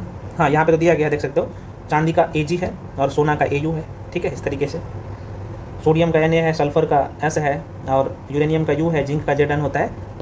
नोट्स में आप लोगों के लिए ये जो एक से लेके ध्यान रहे, बार बार मैं बोल रहा हूँ, ऐसा ही नहीं बोल रहा हूँ। देखो यहाँ पे परमाणु है, ठीक है, ये जैसे हाइड्रोजन है, हीलियम है, लिथियम, इसके परमाणु है। यहाँ पे परमाणु संख्या है, या इसे यहाँ पे तत्व भी बोल सकते हो यहाँ पे, ठीक है, क्योंकि एक ही परमाणु से बना है। यहाँ पे उसका द्रव्यमान है, तो द्रव्यमान लगभग उसका दुगुना होता है, आपको पता होना चाहिए। सिर्फ हाइड्रोजन इसका एक्सेप्शन है, जो कि हाइड्रोजन की बात कर लो तो इसका परमाणु क्रमांक भी एक ही होता है और परमाणु द्रव्यमान भी एक ही होता है। रट लेना ये सब, ये 1 से लेकर 20 तक आपको याद रखना है, ठीक है। तो जो कि आगे आपको न्यूट्रॉन संख्या, प्रोटॉन संख्या और इलेक्ट्रॉन संख्या निकालने के लिए हम आपको बताएंगे ना, तो ये आपको याद होना चाहिए। तो देखो ये क्रम में है ना। तो देखो हाइड्रोजन यहाँ पे है 1 नंबर पे, हीलियम 2 नंबर पे है, लिथियम 3 नंबर पे है, बेरिलियम 4 पे है और 5 पे बोरोन है। तो 5-5 का पेयर बना के 20 तक आराम से याद हो जाएगा। उसके बाद कार्बन 6 नंबर पे आता है, तो 6 नंबर पे यहाँ पे नाइट्रोजन जो है 7 पे आता है, ऑक्सीजन 8 पे आता है। इस तरीके से 20 वो लिखा हूँ, तो ये रट लीजिएगा, है ना, बहुत इंपॉर्टेंट है। और बर्जेलियस के बारे में बताया गया। बर्जेलियस ने सुझाव दिया था कि तत्वों का प्रतीक का निर्माण तत्वों के नाम के 1 या 2 अक्षरों से किया जाता है। रासायनिक प्रतीक का पहला अक्षर हमेशा बड़ा और छोटा हमेशा, मतलब दूसरा अक्षर हमेशा स्मॉल में, ठीक है। तो ये लिख दिया हूँ आप लोगों के लिए, सारे पॉइंट्स लिख दिया गया, ध्यान, ठीक है। चलो अब देखो अगला जो पॉइंट है आप लोगों का, यहाँ पे देख लो, आगे कह रहा है यहाँ पे देखो, करे कि जब कभी आप तत्वों का अध्ययन करें तो आपके संदर्भ के लिए जो है उपयुक्त सारणी दी गई है। ये जो ये वाला बोल रहा है दी गई है, तो इस पूरी सारणी को एक बार याद करने की जो है आवश्यकता नहीं है। मतलब है कि एक बार में याद करने की जरूरत नहीं है। जब आप बार बार देखोगे ना तो ये ऑटोमेटिक याद हो जाएगा। देखो NCERT भी बोल रहा है आपको, ठीक है ना। करे कि समय समय पर आप बार बार उपयोग करते रहते हैं ना, तो ये स्वतः ही आपको ये इसका प्रतीक याद हो जाएगा। इसका प्रतीक बहुत इंपॉर्टेंट है। जैसे बेरियम आपको बोले तो BA आपको याद पता होना चाहिए। इस तरह जैसे कैल्शियम बोले तो CA जैसे ही लिखा तो आपके दिमाग में चलना चाहिए कि ये कैल्शियम है। हम आपको यहाँ पे Cl लिखे तो आपके दिमाग में चलना कि ये क्लोरीन है। जैसे कोबाल्ट लिखना है तो CO, इस तरीके से। जैसे नियोन लिखना है तो Ne, सोडियम लिखना है तो Na, इस तरीके से ये बोल रहा है। चलो भाई, अगला जो पॉइंट है आप लोगों का जिसे कवर करना है भाई, क्या नाम है इसका? परमाणु द्रव्यमान। परमाणु द्रव्यमान क्या होता है? इसे परमाणु भार भी बोल सकते हो। परमाणु भार और द्रव्यमान एक ही चीज़ है, ठीक है। हालांकि ये द्रव्यमान और भार दोनों अलग अलग है, लेकिन लिखा हुआ कई बार परमाणु भार भी देता है लिख के, लेकिन भार जो होता है ना ये अलग होता है और द्रव्यमान अलग होता है, ठीक है। तो थोड़ा सा ध्यान रखना, परमाणु द्रव्यमान ही ध्यान रखिएगा। देखो भाई, व्यवहारिक रूप से ना मैं थोड़ा सा बता देता हूँ, आप लोग कंफ्यूज होइएगा परमाणु भार या परमाणु द्रव्यमान के लेके। देखो, व्यवहारिक रूप में हम लोग बोलचाल की भाषा में बोल देते हैं कि एक ही है, लेकिन वैज्ञानिक दृष्टिकोण से दोनों अलग, भार और द्रव्यमान अलग अलग चीज़ें हैं ना, इतना ध्यान रखिएगा, ठीक है। तो बोलचाल में परमाणु भार या परमाणु द्रव्यमान बोलेंगे तो समझ जाना कि भाई परमाणु द्रव्यमान के बारे में बात हो रहा है। चलो करे कि अच्छा, परमाणु भार क्या होता है, सॉरी द्रव्यमान क्या होता है। तो मान लो कि कोई तत्व है, जैसे हम यहाँ पे सोडियम लिखते हैं ना, सोडियम लिखते हैं, तो सोडियम का जो परमाणु क्रमांक है आप देखोगे तो 11 है, और इसके परमाणु द्रव्यमान की बात करें तो ये लगभग इसका दुगुना होता है ना, तो 23 है, मतलब दुगुना से एक ज़्यादा है, तो लगभग उसका दुगुना होता है, इस तरीके से ध्यान रख सकते। तो ऊपर वाला जो होता है ना ये द्रव्यमान होता है ना, द्रव्यमान होता है, और नीचे वाला जो होता है ना ये क्रमांक संख्या होता है, क्रमांक। आगे मैं पुनः कर रहा हूँ, एक चैप्टर ही है परमाणु संरचना, परमाणु संरचना एक चैप्टर ही है, इसके बाद हम लोग पढ़ने वाले हैं अगली क्लास में, तो वहाँ पे और डेप्थ में हम लोग इसके बारे में अध्ययन करेंगे, ठीक है। तो कह रहे कि डाल्टन के परमाणु सिद्धांत की सबसे विशिष्ट संकल्पना परमाणु द्रव्यमान की थी। किसका था भाई? परमाणु द्रव्यमान का था, परमाणु द्रव्यमान का था। कह रहे कि इनके अनुसार प्रत्येक तत्व का एक ही जो है अभिलक्षणिक परमाणु द्रव्यमान होता है। बहुत अच्छा लाइन, किसके अनुसार? ठीक है, तो जॉन डाल्टन के अनुसार कह रहा है, इनके अनुसार प्रत्येक तत्व का, किसका? प्रत्येक तत्व का, प्रत्येक तत्व का, प्रत्येक तत्व का, प्रत्येक तत्व का एक ही अभिलाक्षणिक परमाणु द्रव्यमान है। किसने बोला था? तो डाल्टन ने, ठीक है। तो डाल्टन का सिद्धांत स्थिर अनुपात के नियम को इतनी भली भांति समझाने में जो है समर्थ था कि वे वैज्ञानिक इससे कि स्थिर अनुपात का नियम आपने देखा ही है ना भाई, बहुत आसान शब्दों में इन्होंने समझाया था। तो डाल्टन का सिद्धांत है ना, सिद्धांत स्थिर अनुपात के नियम को इतनी भली भांति समझाने में समर्थ था कि वे वैज्ञानिक इससे प्रेरित होकर परमाणु द्रव्यमान को मापने की ओर अग्रसर हुए। क्योंकि एक परमाणु के द्रव्यमान को ज्ञात करना अपेक्षाकृत कठिन कार्य था, इसलिए रासायनिक संयोजन के नियमों के उपयोग एवं उत्पन्न यौगिकों के द्वारा सापेक्ष परमाणु द्रव्यमानों को ज्ञात किया गया। हम यहाँ पर जो है एक यौगिक कार्बन मोनोऑक्साइड, इसका जो देख सकते हो CO उदाहरण के रूप में लेते हैं, और कार्बन एवं ऑक्सीजन द्वारा निर्मित यह है। आप कार्बन मोनोऑक्साइड, कार्बन और ऑक्सीजन है ना, देख सकते हो कार्बन यहाँ पे है, ये कार्बन है और ऑक्सीजन इससे निर्मित है, तो कह रहे कि कार्बन और ऑक्सीजन से निर्मित होता है ये। प्रायोगिक तौर पर यह जो है निरीक्षित किया गया कि 3 ग्राम कार्बन, कितना है? 3 ग्राम कार्बन और 4 ग्राम ऑक्सीजन के संयोजन से, मिलने से, अगर 3 ग्राम कार्बन और 4 ग्राम ऑक्सीजन के मिलाने से, संयोजन से कार्बन मोनोऑक्साइड निर्मित होते हैं, कार्बन मोनोऑक्साइड निर्मित होते हैं। दूसरे शब्दों में कहा जा सकता है कि कार्बन अपने 4/3 गुना अधिक द्रव्यमान वाले ऑक्सीजन के साथ संयुक्त होती है, मतलब मिल जाता है। तो कह रहे कि मान लीजिए कि हम परमाणु द्रव्यमान की इकाई को एक कार्बन परमाणु द्रव्यमान के बराबर मानते हैं, तो कार्बन परमाणु को अब देखो यहाँ पे कितना है 1.0 U, तथा ऑक्सीजन परमाणु का द्रव्यमान को यहाँ पे देख सकते हो 1.33 U, मतलब 3 U क्या करेंगे? निर्दिष्ट करेंगे। अच्छा, ये जो यहाँ पे U देख रहे हो ना, एक शब्द आपको परेशान करेगा हो सकता है, ये जो आप देख रहे हो ना, ये एक्चुअली हम जो लगाते हैं ना, तो ये परमाणु और अणुओं की द्रव्यमान की को मापना होता है, तो यहाँ पे U लगा के मापते हैं। हालांकि यूनिफाइड एटॉमिक मास यूनिट होता है ना, यूनिफाइड एटॉमिक मास यूनिट होता है, तो उसमें हम लोग क्या करते हैं, यूनिफाइड एटॉमिक मास यूनिट में हम लोग क्या करते हैं कि परमाणु और अणुओं के द्रव्यमान को मापते हैं, ध्यान रखिएगा। तो इसलिए यहाँ पे देख सकते हो U लगा हुआ है भाई, तो घबराइएगा नहीं। तो आप जब इसको पढ़ेंगे ना, तो यहाँ पे जैसे 1.0 U जो लगा हुआ है ना, तो आप इसे ऐसे पढ़ोगे कि 1.0 यूनिफाइड एटॉमिक मास यूनिट है ना, इसको पढ़ेंगे। चलिए, तो ये आपने देख लिया भाई। अब आगे कह रहा है, एक मिनट, आगे कह रहा है, ये U में निर्दिष्ट करते हैं। हाँ, करके प्रारंभ में परमाणु द्रव्यमान को किसके द्वारा? तो AMO है ना, AMU द्वारा संक्षिप्त लिखते थे, तो अब नहीं लिखते हैं, क्योंकि एटॉमिक मास यूनिट अभी जो हम आपको बताया ना, एटॉमिक मास यूनिट, तो पहले इसको लिखते थे, तो भाई अब इसको हटा दिया गया है, और IUPAC है ना, आपको पता है ना IUPAC, जैसे अंतर्राष्ट्रीय मानक प्रतीक बोलते हो ना, तो वो अब जो है इसके जगह पे U का प्रयोग करने लगा। तो ये कन्फ्यूजन में मत रहिएगा, ठीक है ना। कह रहा कि लेकिन आजकल यहाँ पे IUPAC की नवीनतम अनुमोदन द्वारा इसको अब जो है यू यू जो आप देख रहे हो ना दर्शाया जो जाता है, तो यूनिफाइड है ना, यूनिफाइड द्रव्यमान द्वारा प्रदर्शित करते हैं। और लेकिन द्रव्यमानों की इकाई को जो है यथासंभव पूर्णांक या लगभग पूर्णांक में व्यक्त करना अधिक जो है सुविधाजनक होता है। तो आगे चलकर वैज्ञानिकों ने परमाणु द्रव्यमानों की जो है भिन्न भिन्न इकाइयों के बारे में विचार व्यक्त किए, और वैज्ञानिक जब विभिन्न परमाणु द्रव्यमानों की इकाइयों के बारे में है ना शोधरत थे, तो इन्होंने प्रारंभ में प्रकृतिजन ऑक्सीजन परमाणु के द्रव्यमान का कितना, तो बहुत इंपॉर्टेंट लाइन है, 1/16 कितना, तो 1/16 भाग को इकाई के रूप में लिया, आप देख सकते हो। और दो कारणों से अच्छा सॉरी माफी चाहता हूँ, तो लिया किस लिए, तो दो कारणों से इसे सुसंगत समझा गया। पहला आप देख सकते हो कि ऑक्सीजन है ना, पहला जो है ऑक्सीजन अनेक तत्वों के साथ अभिक्रिया करके यौगिक बनाता है, और देख सकते हो इस परमाणु द्रव्यमान इकाई द्वारा अधिकांश तत्वों के परमाणु द्रव्यमान पूर्णांक में प्राप्त होता है। तो 1961 में परमाणु द्रव्यमानों को ज्ञात करने के लिए परमाणु द्रव्यमान इकाई कार्बन 12, ध्यान रखना कार्बन 12 समस्थानिक मतलब आइसोटोप को मानक संदर्भ के रूप में सार्वभौमिक रूप से स्वीकार किया गया।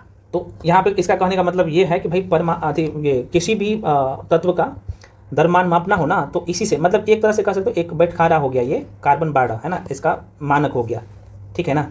तो वही चीज़ यहाँ पे लिखा हुआ है कि 1961 में परमाणु द्रव्यमान को ज्ञात करने, परमाणु द्रव्यमान किसको, तो परमाणु द्रव्यमान अगर किसी भी तत्व का अगर परमाणु द्रव्यमान ज्ञात करना है ना, तो ज्ञात करने के लिए परमाणु द्रव्यमान की जो इकाई माना गया ना C12 को, कार्बन 12 को माना गया है ना। तो अगर मापना है दोनों को है ना, तो जैसे सोडियम की बात कर ले तो सोडियम का जो है परमाणु द्रव्यमान कितना होता है, लगभग 23 होता है, अभी हम आपको बताए हैं। और कार्बन का कितना है, क्योंकि कार्बन का 12 है, तो आप देख सकते हो वजन कौन है, तो ज़्यादा भारी ये है, ज़्यादा भारी ये है ना भाई, देखो तो यूनिट इसको रखा गया है। अगर परमाणु द्रव्यमान को मापा जाएगा ना, तो यूनिट के तौर पे C12 को रखा गया है ना, कार्बन 12 को रखा गया है, ध्यान रखिएगा भाई, यही चीज़ ये कह रहा है। चलो आगे बढ़ते हैं, यहाँ तक समझ में आ गया। तो कह रहा है कि एक है ना कार्बन 12 समस्थानिक के जो है एक परमाणु द्रव्यमान के 1/12वें भाग को मानक जो है मानक परमाणु द्रव्यमान इकाई के रूप में लेते हैं। वेरी वेरी इंपॉर्टेंट, ठीक है ना, ये लाइन आपने समझ लिया। परमाणु द्रव्यमान की इकाई के रूप में 1/12 में हिस्से, 12 में से एक हिस्सा उसकी इकाई में लेते हैं, आप लोग समझ लिया। कार्बन 12 समस्थानिक के जो है एक परमाणु द्रव्यमान के सापेक्ष सभी तत्वों के परमाणु द्रव्यमान प्राप्त किए गए। तो करें कि कल्पना कीजिए कि एक फल विक्रेता बिना मानक भार के फल बेच रहा है। वह एक तरबूज लेकर कहता है कि इसका वजन 12 इकाई है, तो 12 तरबूजों की इकाई अथवा 12 फल द्रव्यमान इकाई है। तो ये समझाना चाहता है कि वह तरबूज के 12 बराबर टुकड़ों में कितने, तो 12 बराबर टुकड़े करता है, तथा पाता है कि उसके द्वारा बेचे जा रहे प्रत्येक फल का द्रव्यमान तरबूज के एक टुकड़े के द्रव्यमान के सापेक्ष का मतलब होता है भाई तुलना करना, है ना, यहीं पे छोटे छोटे इसका मतलब होता है तुलना करना, है ना। तो कह रहा कि सापेक्ष है। तो कह रहा कि यहाँ पे अगला लाइन, जैसा कि चित्र संख्या 3.4 में दिखाया गया है, तो अब वह जो है फलों को सापेक्ष फल द्रव्यमान इकाई में जो है बेचता है। यहाँ पे आप देख सकते हो, ये दिया गया बेसिक बातें है यार, है ना, जो चीज़ हम आपको समझा दिए वही चीज़ है।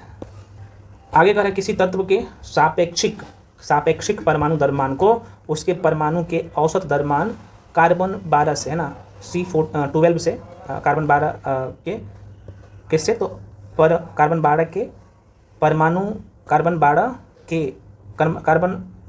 परमाणु के द्रव्यमान के कितना, तो 1/12, है ना, 1/12 भाग के अनुपात द्वारा परिभाषित किया जाता है। तो इसे और आसान शब्दों में ना एक आगे में पॉइंट्स ही है, मॉल संकल्पना, है ना, मॉल कंसेप्ट, वहाँ पे हम लोग चर्चा करेंगे, बहुत इंपॉर्टेंट है ना, और डेप्थ में समझा देंगे, है ना।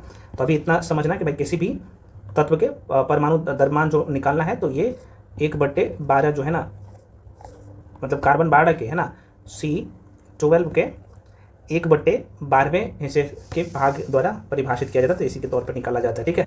बाकी कुछ एलिमेंट है, जैसे हाइड्रोजन है, इसका परमाणु द्रव्यमान 1 है, कार्बन का 12 है, नाइट्रोजन का 14 है, आप सबको पता है। ऑक्सीजन का 16 है, सोडियम का 23 है। तो ये कुछ आप जब लगातार देखोगे तो याद हो जाए। तो फ्रेंड्स हम लोग क्या करते हैं ना, इसे जो कि अब इसमें जो रह गया ना, जैसे फार्मूला कैसे बनाओगे, अब यहाँ पे देखोगे ना तो कुछ पॉइंट्स रह गया है, तो उसको हम लोग अगले वीडियो में कर लेंगे पूरा। ये तो बेसिक बातें, परमाणु किस प्रकार से अस्तित्व में रहते हैं, अणु क्या है, ये सब तो आपको बता ही दिए हैं। तत्व के अणु क्या है ये भी बता ही दिए हैं। यौगिक के अणु क्या है ये भी आपको बता ही दिए हैं, ठीक है ना। लेकिन ये अगले वीडियो में, जैसे अब देखो रासायनिक सूत्र लिखना, आयन क्या होता है, ठीक है। उसके बाद आप देखिएगा ना तो सरल यौगिक के सूत्र कैसे आपको लिखना है, बहुत इंपॉर्टेंट है। उसके बाद यहाँ पे आणविक द्रव्यमान बहुत इंपॉर्टेंट है। और यहीं पे आपको नीचे में दिखेगा कि मॉल संकल्पना है ना, देख सकते हो मॉल कंसेप्ट, जो कि अगले वीडियो में पूरा कर देंगे ये, है ना। इसका है एक एक पॉइंट मैं करवा दूंगा, बहुत इंपॉर्टेंट है। यहाँ से नॉमिकल भी पूछ लेता है ना। तो एक पार्ट और दूंगा, लगभग मुझे लगता है कि 30-35 मिनट या 40 मिनट का रहेगा, जिसमें अभी जहाँ तक हम आपको करवा दिए ना, थोड़ा सा दिखा देता हूँ। यहाँ तक तो कंप्लीट हो गया है। ये जो अगला पॉइंट देख पा रहे हो, है ना, क्या है भाई, 3.2.3 यहाँ से आगे जो है अगले वीडियो में कर देंगे, पार्ट 2 में कर देंगे, ठीक है। बहुत इंपॉर्टेंट है, इसलिए मैं पार्ट 2 कर रहा हूँ इसका। अगले वीडियो में सूत्र लिखना, कैसे सूत्र लिख सकते हो, सब कुछ एच एंड एवरीथिंग समझा दूंगा, ठीक है। तो वीडियो को लाइक करिए, चैनल को सब्सक्राइब करिए और बेल आइकन प्रेस करके रखिए। सब कुछ हम आपको केमिस्ट्री हो चाहे बायो हो या फिजिक्स हो, एकदम उम्दा तरीके से समझा देंगे और नंबर 1 बनेंगे आप। बाकी आप 72वीं बीपीएससी के लिए तैयारी करना चाहते हैं तो आप इस बैच में ज्वाइन कर सकते हैं। प्री का भी बैच चल रहा है, मेंस का भी चल रहा है। तो प्री के लिए जो कि अब ज़्यादा टाइम नहीं है, तो आप इस बैच को ज्वाइन कर सकते हो। मात्र 999 में आपको कंप्लीट बैच मिल रहा है, देख सकते हो। जो भी इन्फॉर्मेशन चाहिए आप इसी नंबर पे, भाई इसमें सब कुछ मिलेगा। एनसीईआरटी का कंपाइलेशन है, ठीक है ना। इसमें history, polity, geography complete free का बैच है। इसमें करंट अफेयर्स, बिहार स्पेशल, है ना, और साथ में जो एनसीईआरटी का कंपाइलेशन सब मिल जाता है। तो इस बैच को ज्वाइन कर सकते हैं। अगर आप बीपीएससी, AEDO या CGL 4 या जो है BSO या सेकंड इंटर लेवल परीक्षा के लिए तैयारी कर रहे हैं, तो भाई आपके लिए भी इसमें एनसीईआरटी इंक्लूड है, अलग से नहीं करना पड़ेगा। इसका सबका नोट्स इसी बैच में मिल जाएगा, ठीक है। तो 999 पे करके आप इस बैच को ज्वाइन कर सकते हो। इसमें मैथ, रीजनिंग देख सकते हो, जिसमें history, polity, geography, eco, science में physics, chemistry, bio, current affair सब आपको पढ़ाया जा रहा है। सबका नोट्स मिल रहा है, एकदम उम्दा तरीके से सारे सेक्शन का आपको वीडियो मिल रहा है। तो जो लोग भी ज्वाइन करना चाहते हैं तो आप इस नंबर पर 7319924130 इस नंबर पर पेमेंट करके उसका स्क्रीनशॉट करके इसी नंबर पर भेजिएगा। उसके बाद आपको तुरंत बैच में जोड़ दिया जाएगा। जो लोग 72वीं बीपीएससी प्री बैच में जुड़ना चाहते हो उसके लिए भी यही नंबर है भाई, पेमेंट का नंबर। पेमेंट करके उसका स्क्रीनशॉट करके इसी व्हाट्सएप पे भेज दीजिएगा। कुछ लोग ये बोलते हैं सर हमें PDF चाहिए एनसीईआरटी का, तो वो सब इसी बैच में मिल जाता है ना, सब कुछ आपको मिलेगा। और सबसे बड़ी बात है इस बैच का खासियत कि इसमें आपको एनसीईआरटी का MCQ भी करवाया जा रहा है। थ्योरी तो हम आपको यूट्यूब पे भी करवा रहे हैं और सभी लोग टेलीग्राम पे भी जाके जुड़ जाइए, ठीक है फ्रेंड्स। चलिए मिलते हैं अगले वीडियो में, तब तक के लिए जय हिंद।